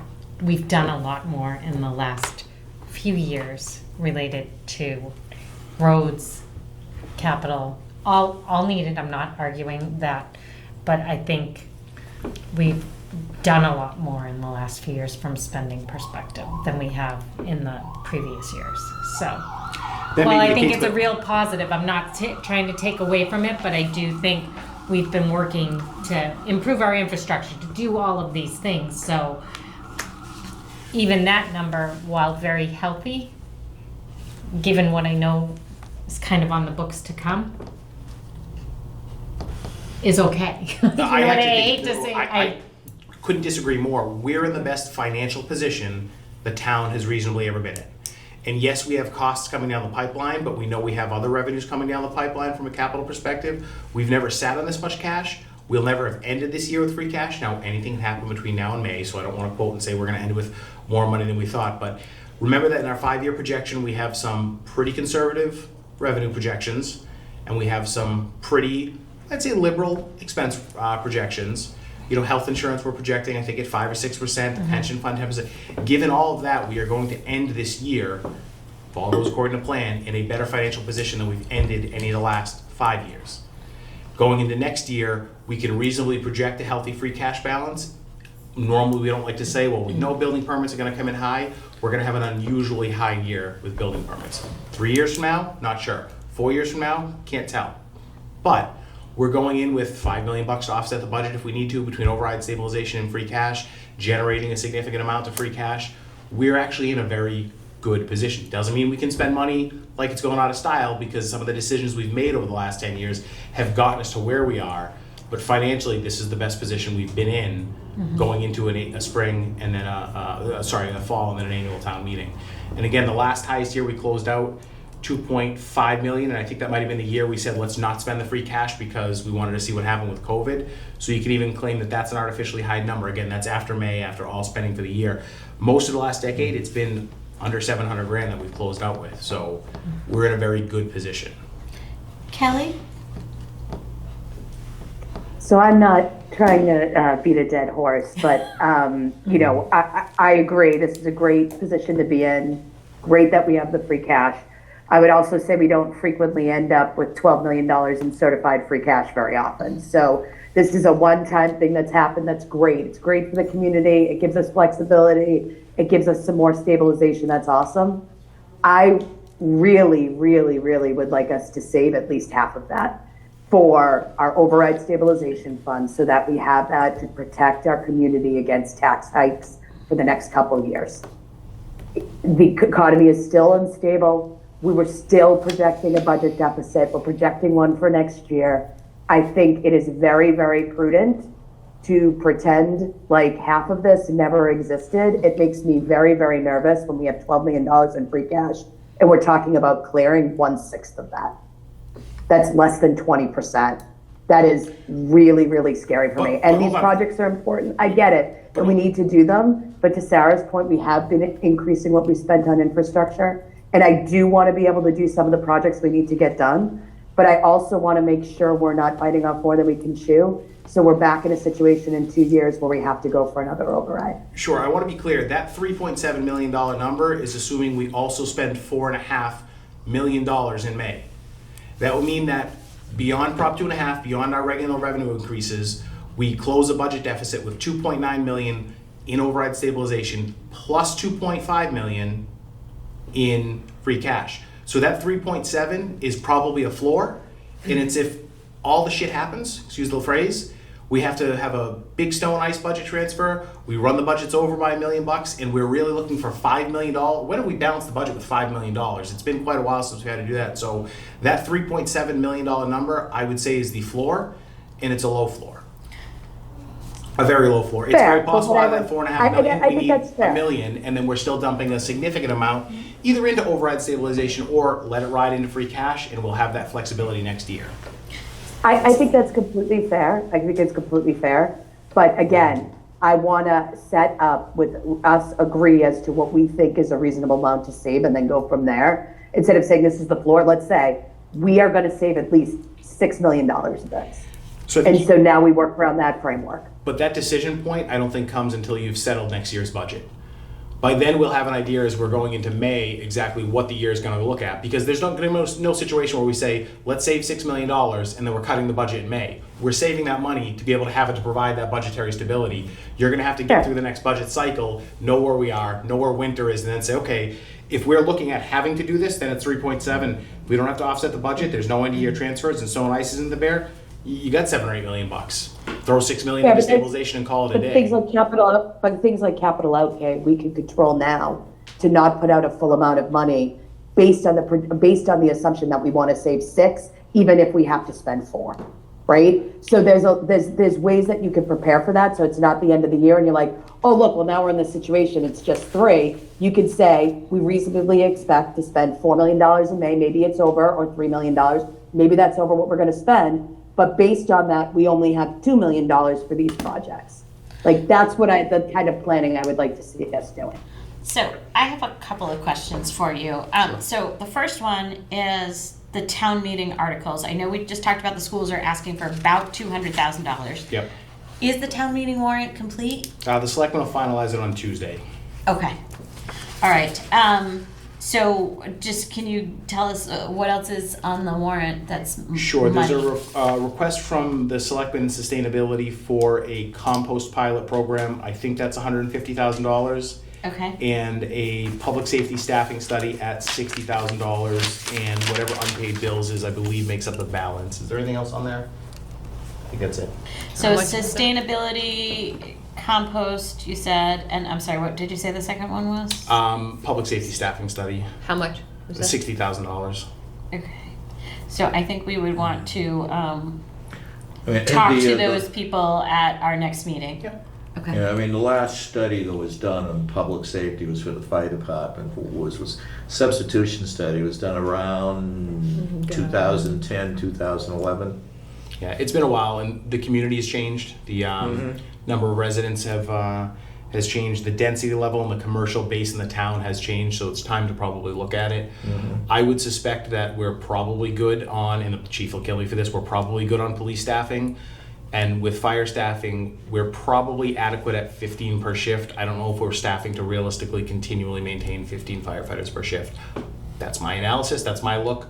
But you want a third party to come in and really look at it and look at how you're operating. Yeah, I mean, again, I think when you do that, just also refer back to the previous study that was done. That was very detailed and looked at what a number of communities did and came up with the recommendation, which I think was for 16. Yeah, it was more. It was 16, with the a float of 3, I believe. Okay. Then the other one I wanted to talk about is capital outlay. Can I- I have one more question on this. You said public safety, is it both police and fire? Yeah. Okay. So capital outlay, we would be looking at $4.7 million from cash-like sources. I know that we had talked about pulling some money from Forbes, but I thought that all of that was going to be a switch kind of thing. So we'd like spend money from Forbes, but then we'd put money, because the original plan for Forbes was to put $2 million in override stabilization and $2 million in general purpose stabilization, but I don't see that general Right, so- purpose stabilization in here. Because it's not. What went to capital outlay was, instead of putting money in stabilization, use some of the Forbes to reduce borrowing. Separately, we still wanted to put money in override stabilization, but call that one a financial maneuver just to get the money where we wanted to do. So we're actually using more Forbes money, but some of it's only to achieve putting free cash in stabilization.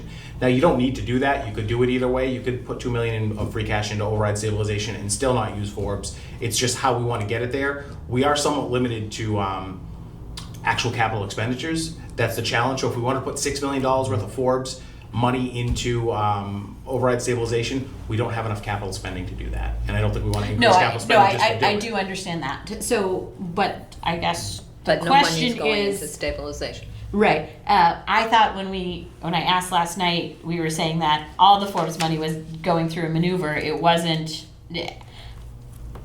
not clear to me, or it was ambiguous, I believe, during our capital outlay discussions, whether we really were talking about $2 million from Forbes money going to roads. That was always the intention once that came up. So I don't know if the FinCom has any thoughts on that. Run that by me again. So the proposal is that, so there'd be $2 million would come out of, a total of $4 million would come out of Forbes, according to this. $2 million would pay for capital, but then at the same time, $2 million from free cash would go into stabilization. So it would be the same as spending free cash on your capital and putting Forbes money in stabilization. So that, Right. right? Okay, I got that. But then there's, in addition to that, a proposal to spend $2 million of Forbes money on the roads. No. Well, and I thought we were still gonna move another 2 million into free cash, right? No? I thought, right, that's the By question. spending it on the roads, but then we would take 2 million out of free cash and put it. But that's not the plan before us. Yes, $2 million of Forbes gets spent on roads, and $2 million gets put into override stabilization. Right. That's what's happening. Technically, it's $4 million on capital because that's how we have to maneuver the money. But But we're that's not more putting than, $4 million into stabilization. yeah. But we already have that process where we're getting the roads done every. So like, what is it, so every we 2 already years? spend the We're Chapter bonding. 90 Yeah. money, but no, the thing is, we We're had a not 5-year borrowing plan for it. where we were going to borrow every year to do Right. roads. Right. But this would be, instead of that borrowing, We would pay pay cash for it. We would pay about $800,000 out of like free cash, and then $2 million out of. That was to reduce Forbes. the increase Right. in the debt service. Okay. I thought that the. So it's like a wash? No. No. Okay, so I'm still not getting it. We're I'm missing still 2 not picking million up what you're putting somewhere. down. Well, I would never use the words we're missing $2 million. No, We're not I missing $2 understand, million. but Well, in the this- reason we chose to apply that to the road bond versus the pool or the light infrastructure, you could do either. The road bond has to be a 15-year bond. So in terms of reducing pressure on next year's operating budget, which is something we heard from the FinCom and from some members of Capital Outlay, applying it there versus somewhere else gets you the most bang for your buck.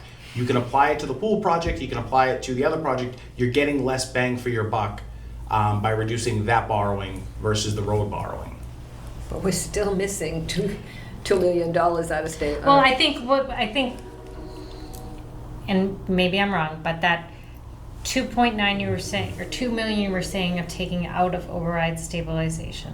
Going into. And, but, okay, but then there's you're offsetting the budget with 2.5, but then you said in your earlier analysis that really it would be more like 5 million because we're taking money out of somewhere. So really, that's where your cushion's lying, and for lack of a better term, and that's where you're saying this ceiling is low. We could actually say we would offset the budget with 500,000 because you're using 2 So point. forget about May for a second. This up here would transfer $2 million into override stabilization.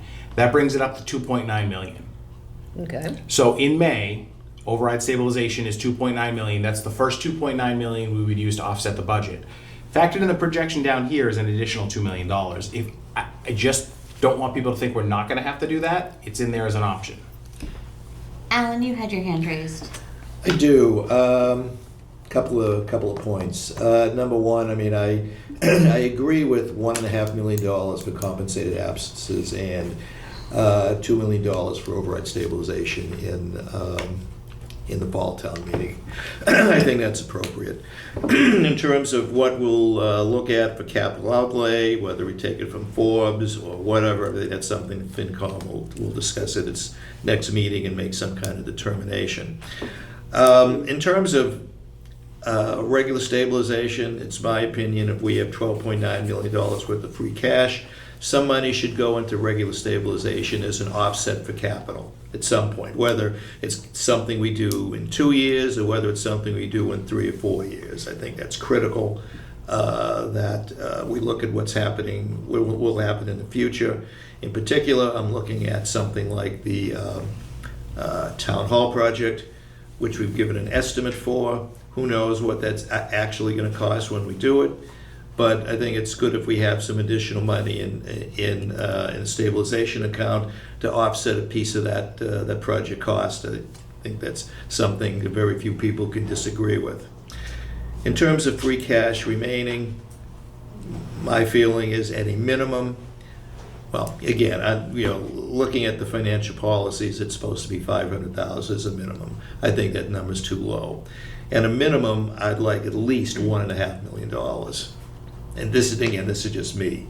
A free cash remaining at the end of the fiscal year. So, I mean, in my view, I would definitely put some money into the regular stabilization account in this town meeting. I think that's an appropriate use of free cash. So if I could just comment, the only reason we're doing the override stabilization transfer now versus May is to make that happen, we need capital spending. Mm-hmm. Otherwise, my recommendation would be wait until May, see where we are in May, see what's coming up. It's it could be a long winter, Yep. and make the transfer then. We have to make it when we have this level of capital spending.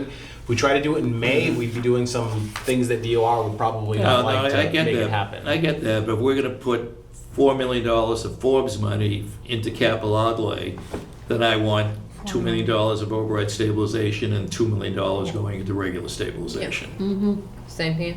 Yeah.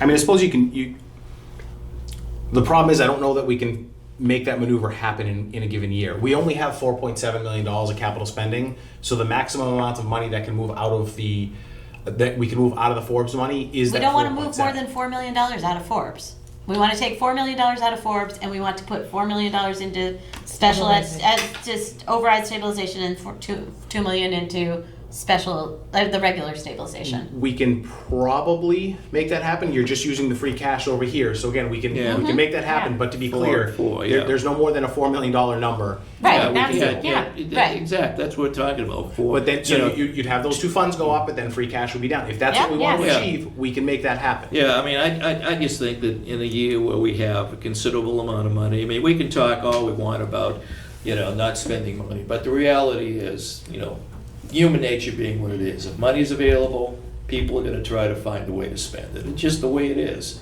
If you sock it away in stabilization, I think it safeguards the money and it gives us some flexibility in the future.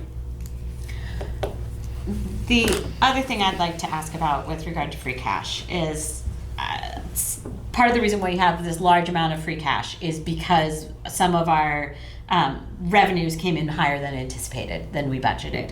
And so one of the big ones is investment income. If you look at FY21, our investment income was a little over $55,000. In FY22, it was a little over $36,000. In FY23, it was more than $3 million. And a big part of that is because we borrowed $100 million for the middle school back in September, which was a really smart idea because that was before interest, that was as interest rates were starting to Got a good climb. rate on it. Right, that was undeniably a good idea. Thus far, I understand we've spent about $20 million.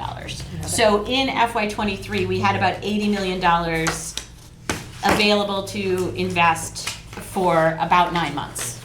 And so there was a significant amount of interest that came from that. I question whether, I understand that legally that just rolls over to free cash.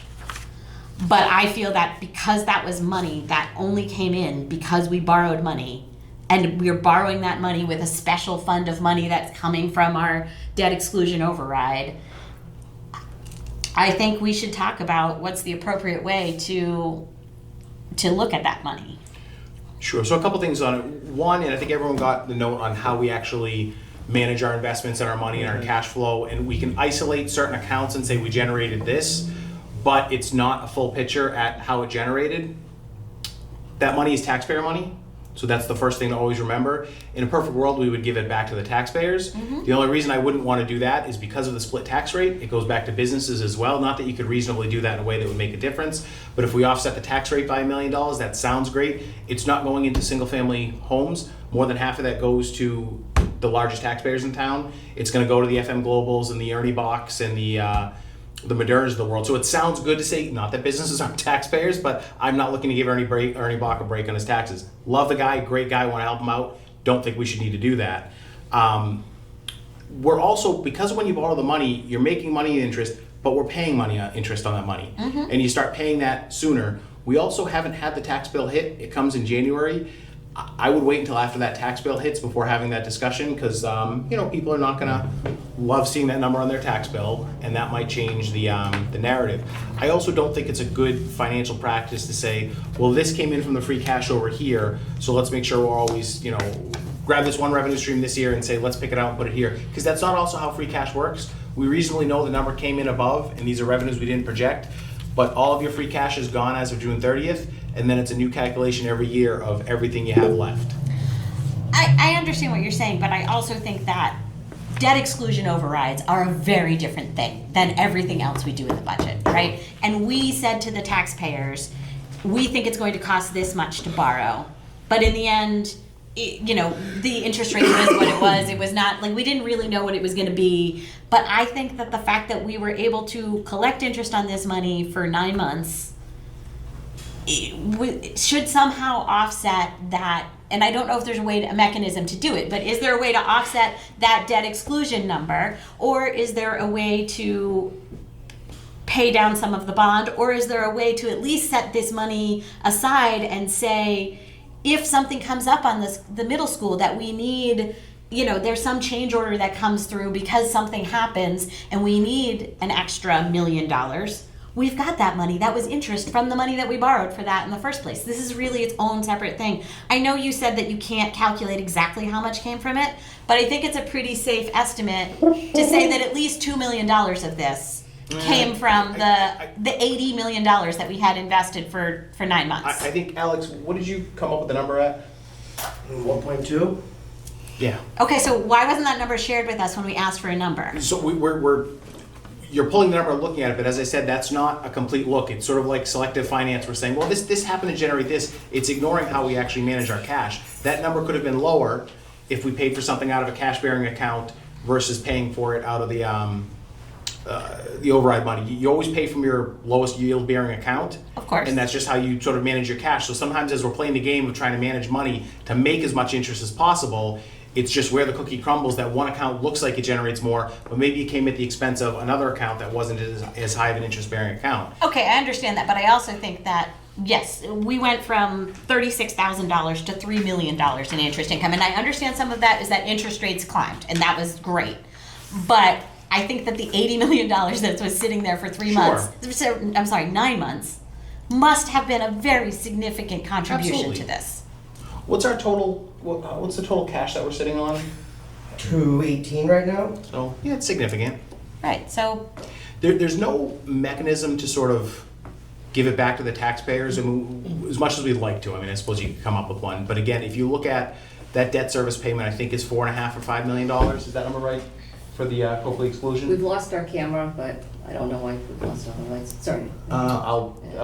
Sue, you run up and just see if Is she in this one? yeah, she's problem having a night custodian. But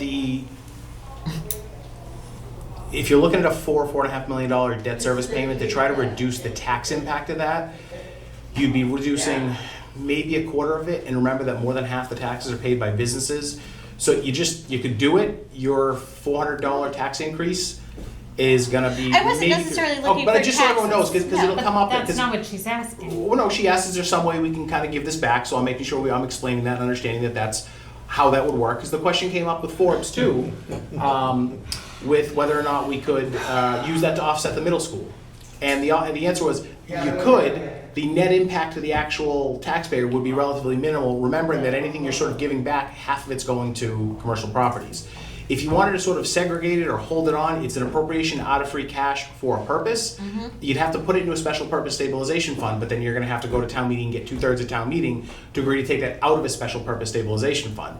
Yes, money will be spent, but leaving it in free cash gives you the flexibility. If the middle school ends up needing $1 million in the next year or 2 or 3 for some reason, and I don't think it will, Alan's done a great job keeping an eye on it, we're of course going to go and find that money and take it out of wherever we need to make it happen. Could we segregate this? Sure, but do we segregate all of our other revenues for any other potential purpose? Free cash has the most stability, and while it can be spent, it has to go through the selectmen, it has to go through the finance commission, you have to go to town meeting. I don't think it's gonna be, we want to just buy Cadillacs for, I don't know, the middle school committee. So you can leave it in free cash and say, hey, yes, we'd like that. right, I agree. I'm fine with leaving it in free cash, but I think it's important for us to talk about the fact that there is this large amount of Sure. revenue that came from that source. And that if there is a need going forward, that we feel like we had that money. That money came in as a bonus But I from think borrowing if early. there was a need, and I will admit I have not been to the last middle school building meeting or two, but it's come up that if we needed more money, the committee had basically said we were done with the nickel and diming on value engineering. We restored a couple of things, and nobody was going any further. If we needed more money, we were going to go and get the money one way or another. But we I haven't just- gotten very far into construction, and it's oftentimes that change orders come up once you're in Yep, construction. and they will, and we have good allowances for that, but we're not going to shirk anything on the project from this point forward. At least that was the last time it came up at the middle school building committee, Alan. That was my pitch, and I think everyone agreed. I mean, at this point, we have a reasonable contingency, The foundation work is essentially done. And usually, in a project of that type, the site work, is where you may get some of your huge change orders. Particularly, due to site conditions, you hit ledge, you get bad soil, et cetera, et cetera. So that pretty much has been done. Are we gonna get change orders? Absolutely. At this point, I feel pretty confident that we have enough money in contingency, as well as the owner's contingency fund to take care of whatever we see coming in the future. Could something happen? Absolutely. But if things go as we think they're gonna go, we should be okay. Kelly, did you have a question? Oh, wait a minute, we can't really hear you. No, it's, A little better. I think we're not going through the owl, I think we're Yeah, going I through think we're- Deb's computer. We've lost power in the room, and I don't know why. That's helpful. So if you can't hear me, then I don't know. Well, we can kind of hear you, we'll just be Sort of. very quiet. Talk. All right, Speak so up. There we There go. you I go. completely agree with everything that Maya just said, right? I think that this $3 million would be better segregated to be saved for the middle school project. Just sorry, I if want there's you to know, overrun, there is or no if $3 there's million things- number anywhere. That's not remotely the number.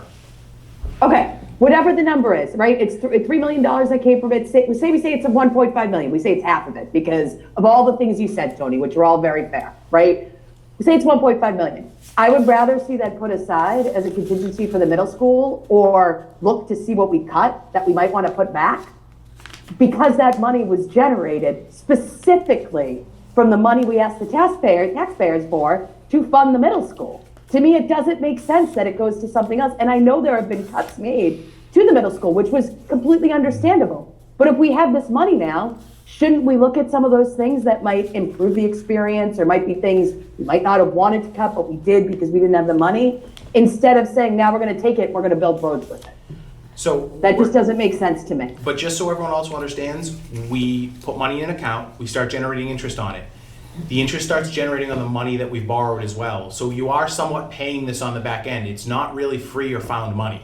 I just don't want everyone to think we have this windfall. Yes, we're not going to notice that because in 26 years when we pay off the bond, there will be one extra interest payment, or it'll be an extra X dollars in 28 years, and Al will be the only one left here still on FinCom.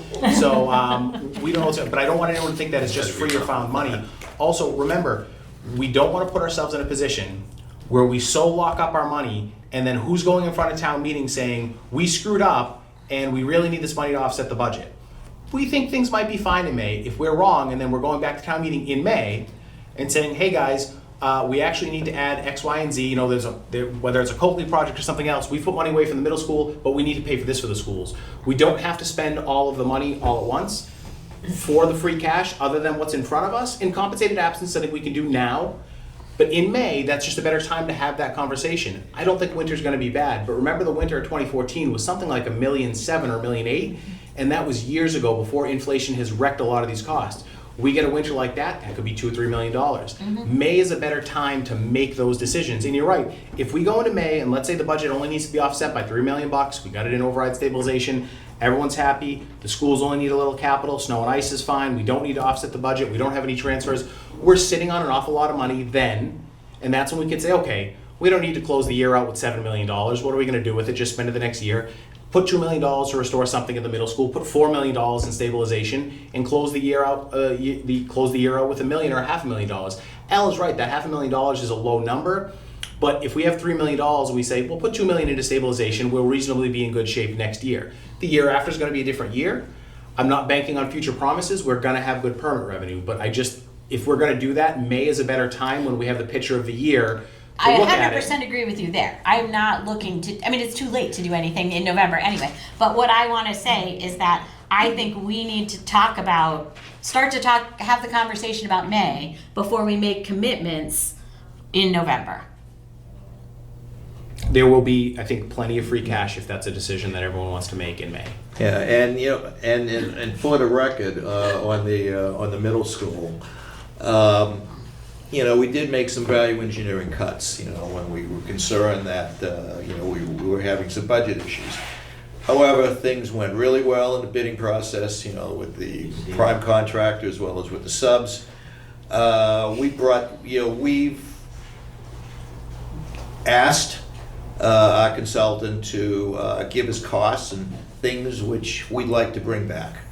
Does everything have to be brought back? Absolutely not. A lot of the work that we talked about was site-related work, or you know, maybe some materials where we can come up with, you know, with something else which will do the same job. But we are talking about bringing things back. We will do that, and we'll still have plenty of money left in contingency to handle, you know, typical things. And to that point, we need to get further in the construction process. We could have a $4 million change order. It's possible that there's something nobody anticipated, and then we're going to have to figure out how to make that work. To say now, I mean, there's certain things you can restore, but let's restore $1 million worth of things. And believe me, I didn't want to cut anything from the project from the beginning. I even wanted Judith's extra aisles. Now's not necessarily the time to do that. We got to get a little bit further along in the project before we say, sure, let's build a bigger auditorium, and then we find out there's one last little piece of site work where we're putting a shed that we didn't realize has, you know, oil under it or something. Absolutely. All right, any further discussion on free cash? Kelly, can you still hear us? I know you can't see us. Should be able to see The that. microphone is on, it's the camera that we lost. I guess FinCom does its best work in the dark. We haven't paid our bills. All right, I can hear Kelly talking a little bit. We'll turn the volume back up because now you're off the owl again. I don't know what's going on. She can hear us. She said she can hear us. All right, great. I mean, press the TV stayed on. Yes. There's some good wiring in this building. Yeah. See, Tony, I mean, you've got to, Goes to our you get- need for. you know, the rehab of town hall has to be Did it all accelerated, remotely, we obviously. could do everyone else's electricity, not the town's, but. Yeah. Deborah, could you possibly pull up our long-term agenda so that we can look at that? Can I have It's, can I have a statement about how we have left this free cash, just to make sure that we're all on the same? I don't think it, so, We did. nothing's formally been decided. Okay. The selectmen still, I mean, they've closed the warrant, they'll sign it on Tuesday, and that at least makes everything firm. They could decide they don't want a town meeting anymore, and we're not spending anything. yes. These keep tripping, so. Okay, I think we're getting close to the end, I think. All right, and other ones keep tripping, so you might lose whatever you have. All right, That's more concerning. I thought somebody accidentally knocked it off, but if it's tripping on its own. Oh, Tony's just doing this, so we'll give him some money to rehab the whole So place. we'll do remote meetings. All right, so, if I was like you said, the light department would just dial in and cut the power. all right, so our next meeting, we're gonna review the special town meeting articles.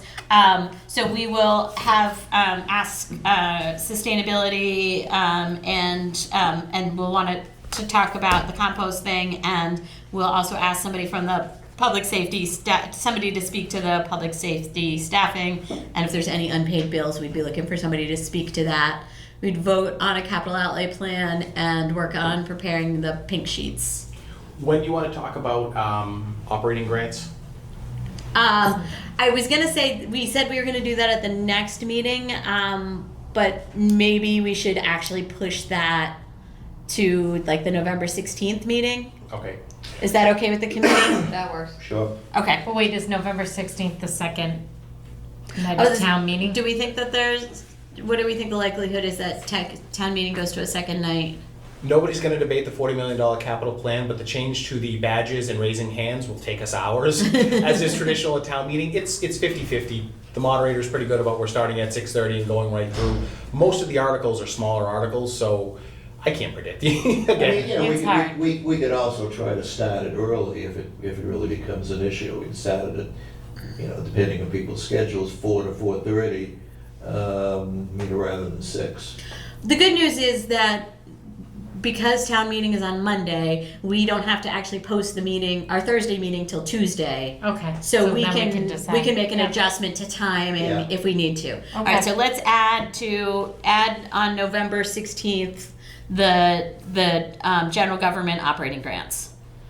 okay, we'll have something ready by then. Okay. Good. And then there were a couple of other things I wanted to talk about. Deborah, if you wouldn't mind scrolling down. Yeah, in March, let's see, I put some dates in here. I thought this is correct. March 18th is special town meeting. We had said that we were gonna meet on, wait a minute, is that accurate or did that I change? think it's March 21st. Right? Is March 21st special town meeting? I need to double check. There was one date change that needed to be made because the moderator had a. That's what I thought. It's the, Yeah, I think so it's the I think 21st, I think it's not the It's 18th. the 18th, that was that would be Conflict. Monday, that would have been the issue. Right, okay, so I think special town meeting is actually now on March 21st, which is in conflict with our FinCom meeting. So we need to discuss when we want to meet. But then also, the school committee asked When us. are we meeting on, the March 21st is the budget for next year, correct? Most Hang on, let likely. me just finish what I was Okay, saying, I'm and then we sorry. can talk about the whole, March gets complicated. So, the school committee asked us if we would like to have a joint meeting with them at their budget hearing meeting, which is on Wednesday, September 27th. They are not planning to have a general business meeting that night. It would just be their budget hearing, so we would be welcome to, converse as long as we wanted to. We wouldn't be pushed up against something else. We also have, on our calendar, we have a joint meeting with the Board of Selectmen to discuss budget on March 12th, which is, I assume, a Tuesday because it's a Board of Selectmen meeting. We typically would need to have a meeting to discuss facilities and like Blue Hills and things like that. That wouldn't happen And I think maybe March 7th, which we had put in as a possible date, that might be too early. So maybe we need to change the meeting that we originally thought was going to be March 21st. If Should we that's make it the now, 18th? yeah. Should Would get the 14th, March 14th? yeah, Thursday. Oh, yeah. That works for me. Does that work for everybody else? One thing worth pointing out about the March town meeting, can never control what happens at town meeting. It's likely going to be land use only. Right. So while I'm sure you all want to be there because it's very riveting and very interesting, I don't think there'll be any additional FinCom meetings as a result of those town meetings. Good to know. As of right now, that's the plan, is that we're trying to just do land use in March so the land use departments can focus on. Meaning just- there's no money involved. There should not be. I'm gonna follow my sword and hope there isn't, but there's no reason to do it. We're going to town meeting 2 months later, unless it's an emergency appropriation.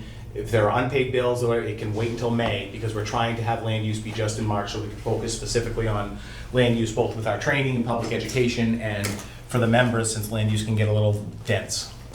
Is everyone okay with going on Wednesday, March 27th and having a joint meeting with school committee? Is there any Fine. So With me. that's the same night as our public hearing? It is the night of the public hearing. They will do the public Okay. hearing first. And then we. And then Which is we- basically the presentation that they usually give us. Okay. Right. Perfect. And then we would have the opportunity to ask questions Okay. and engage. Yeah. Right. So we're not meeting on March 7th, is what you're saying? I think we should leave March 7th in there as a placeholder Yeah. because it's hard to know what the budget process Yeah. is going to look like. Yeah, because I would rather have some discussions with the schools, prior to them. Yes, we did talk producing about their that budget. too. I Yeah. think it's important that we meet with them and get some ideas and, Where just they've sort of got some- compare notes and, that may go into what they come up with for their final budget, which they're gonna discuss on March 27th, so. That's fine with me. Yeah. Let's plan that. Normally about that time, they're looking, they've got everything, their wants and their needs, and now they're looking at moving things around, right? Right.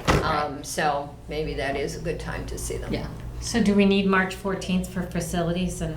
And Blue Hills. Blue Hills Yeah. and whatever, yeah. Yeah. Okay. When are we We meeting might with be the able to selectmen? condense those into another meeting. 12. I mean, we'll know in a few weeks where the Blue Hills student count is. I heard it was flat, but if that's not up significantly and our portion isn't up, their budget shouldn't change all that much.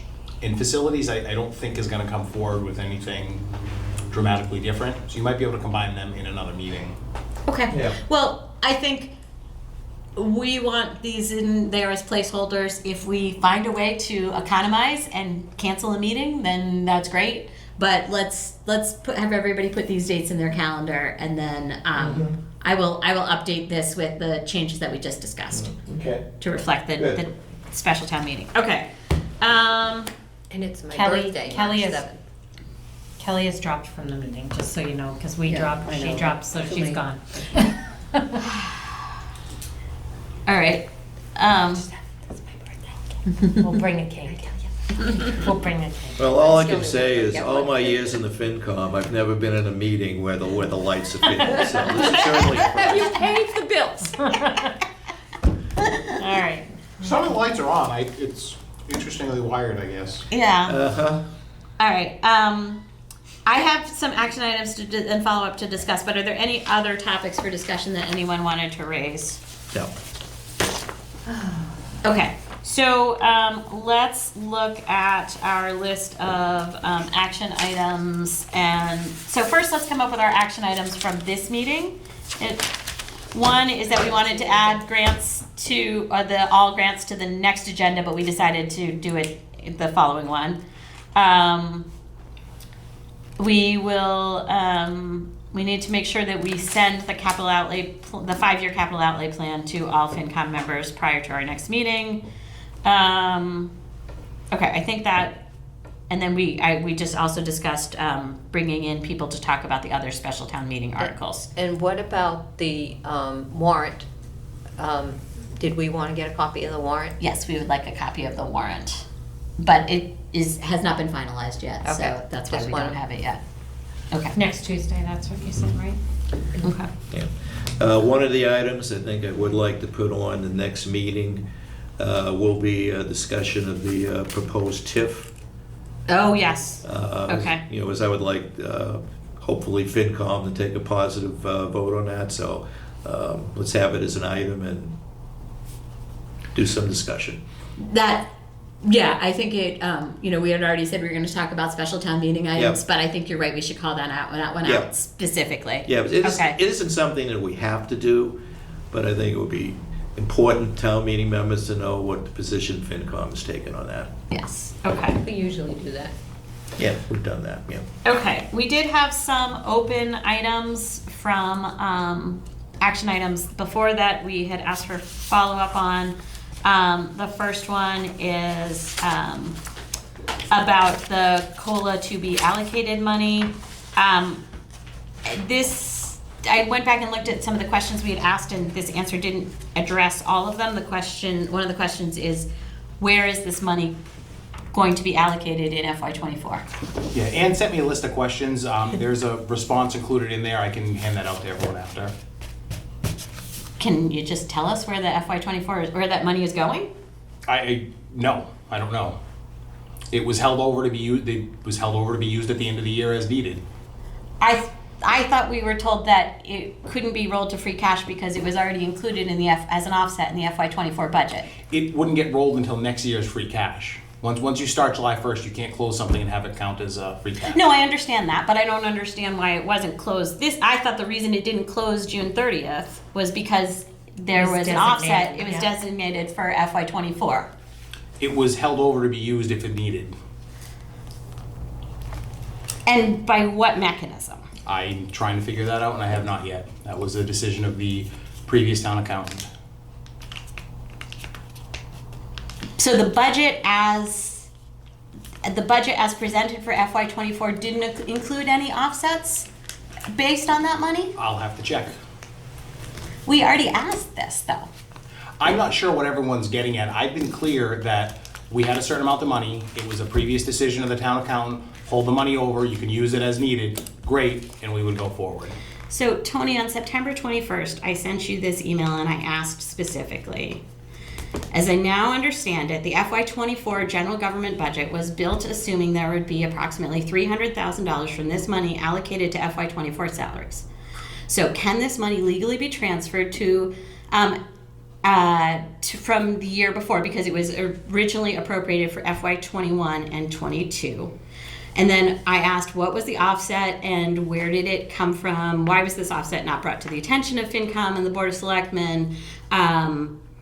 And there were some other questions in here, but are there other offsets that have been used by the general government budget without being brought to the attention of FinCom? So these are the questions that I was looking for follow-up on. Okay, we'll look into them.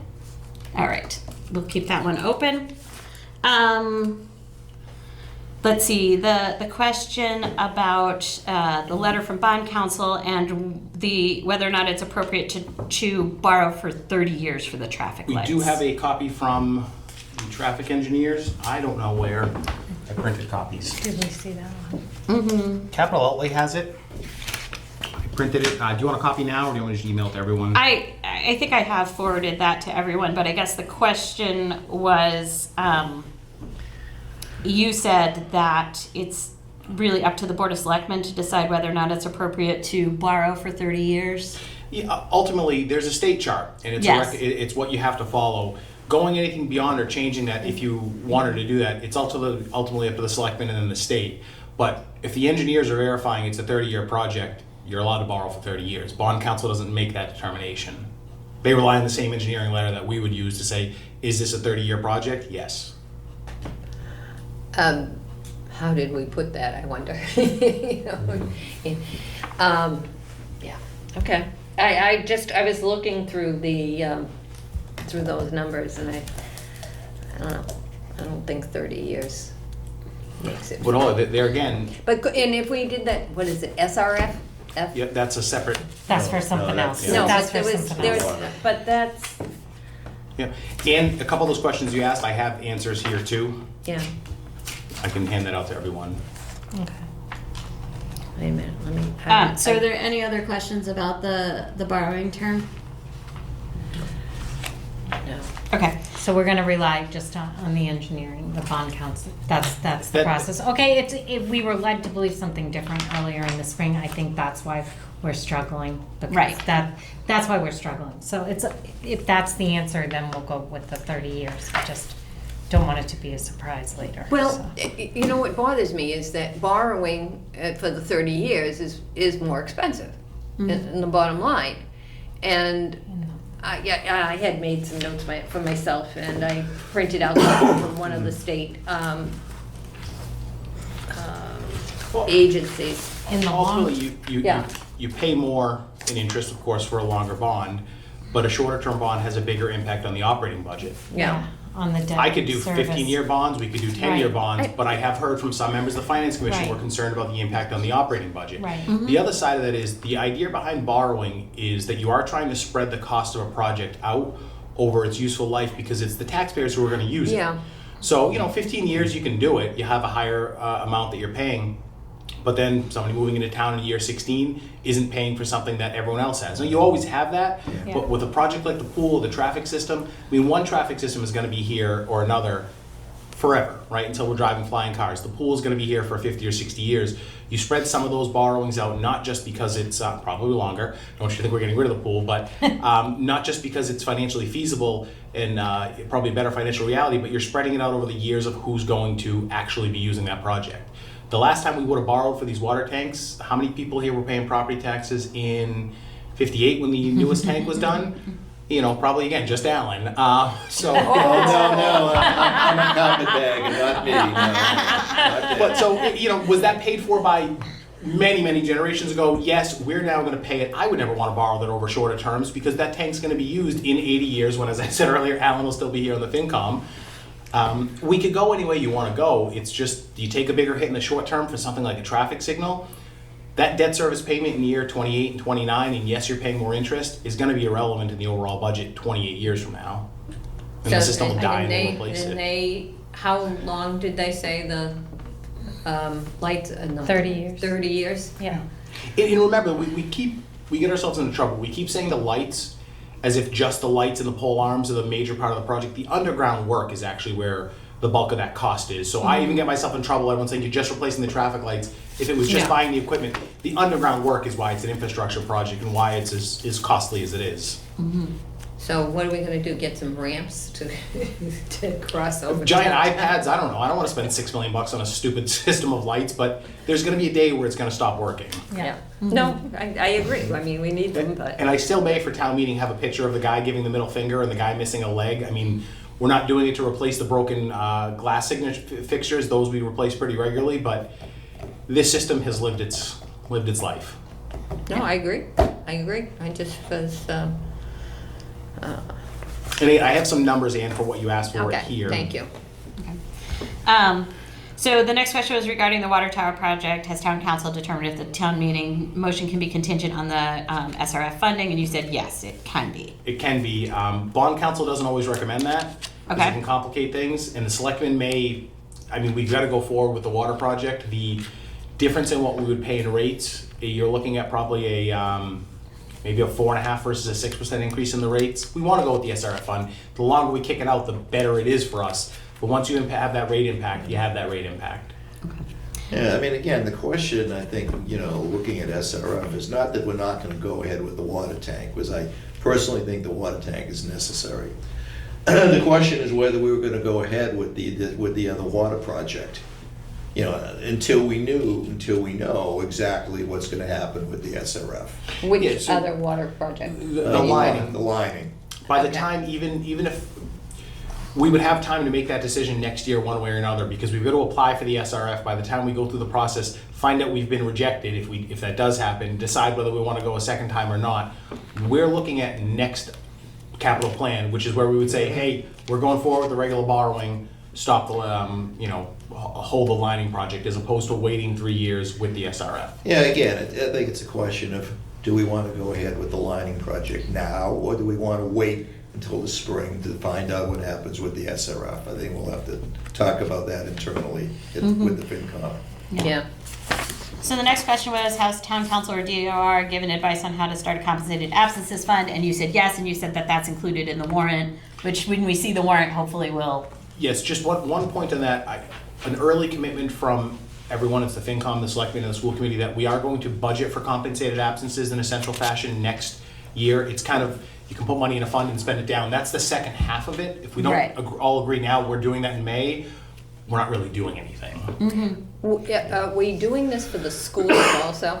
All in one. There's no, I don't think there's any value in not including the school and the town. Otherwise, your numbers are off and it just doesn't, you're not solving the problem. Maya, you might know the answer to this, but it doesn't, there are other things it's more complicated for the schools.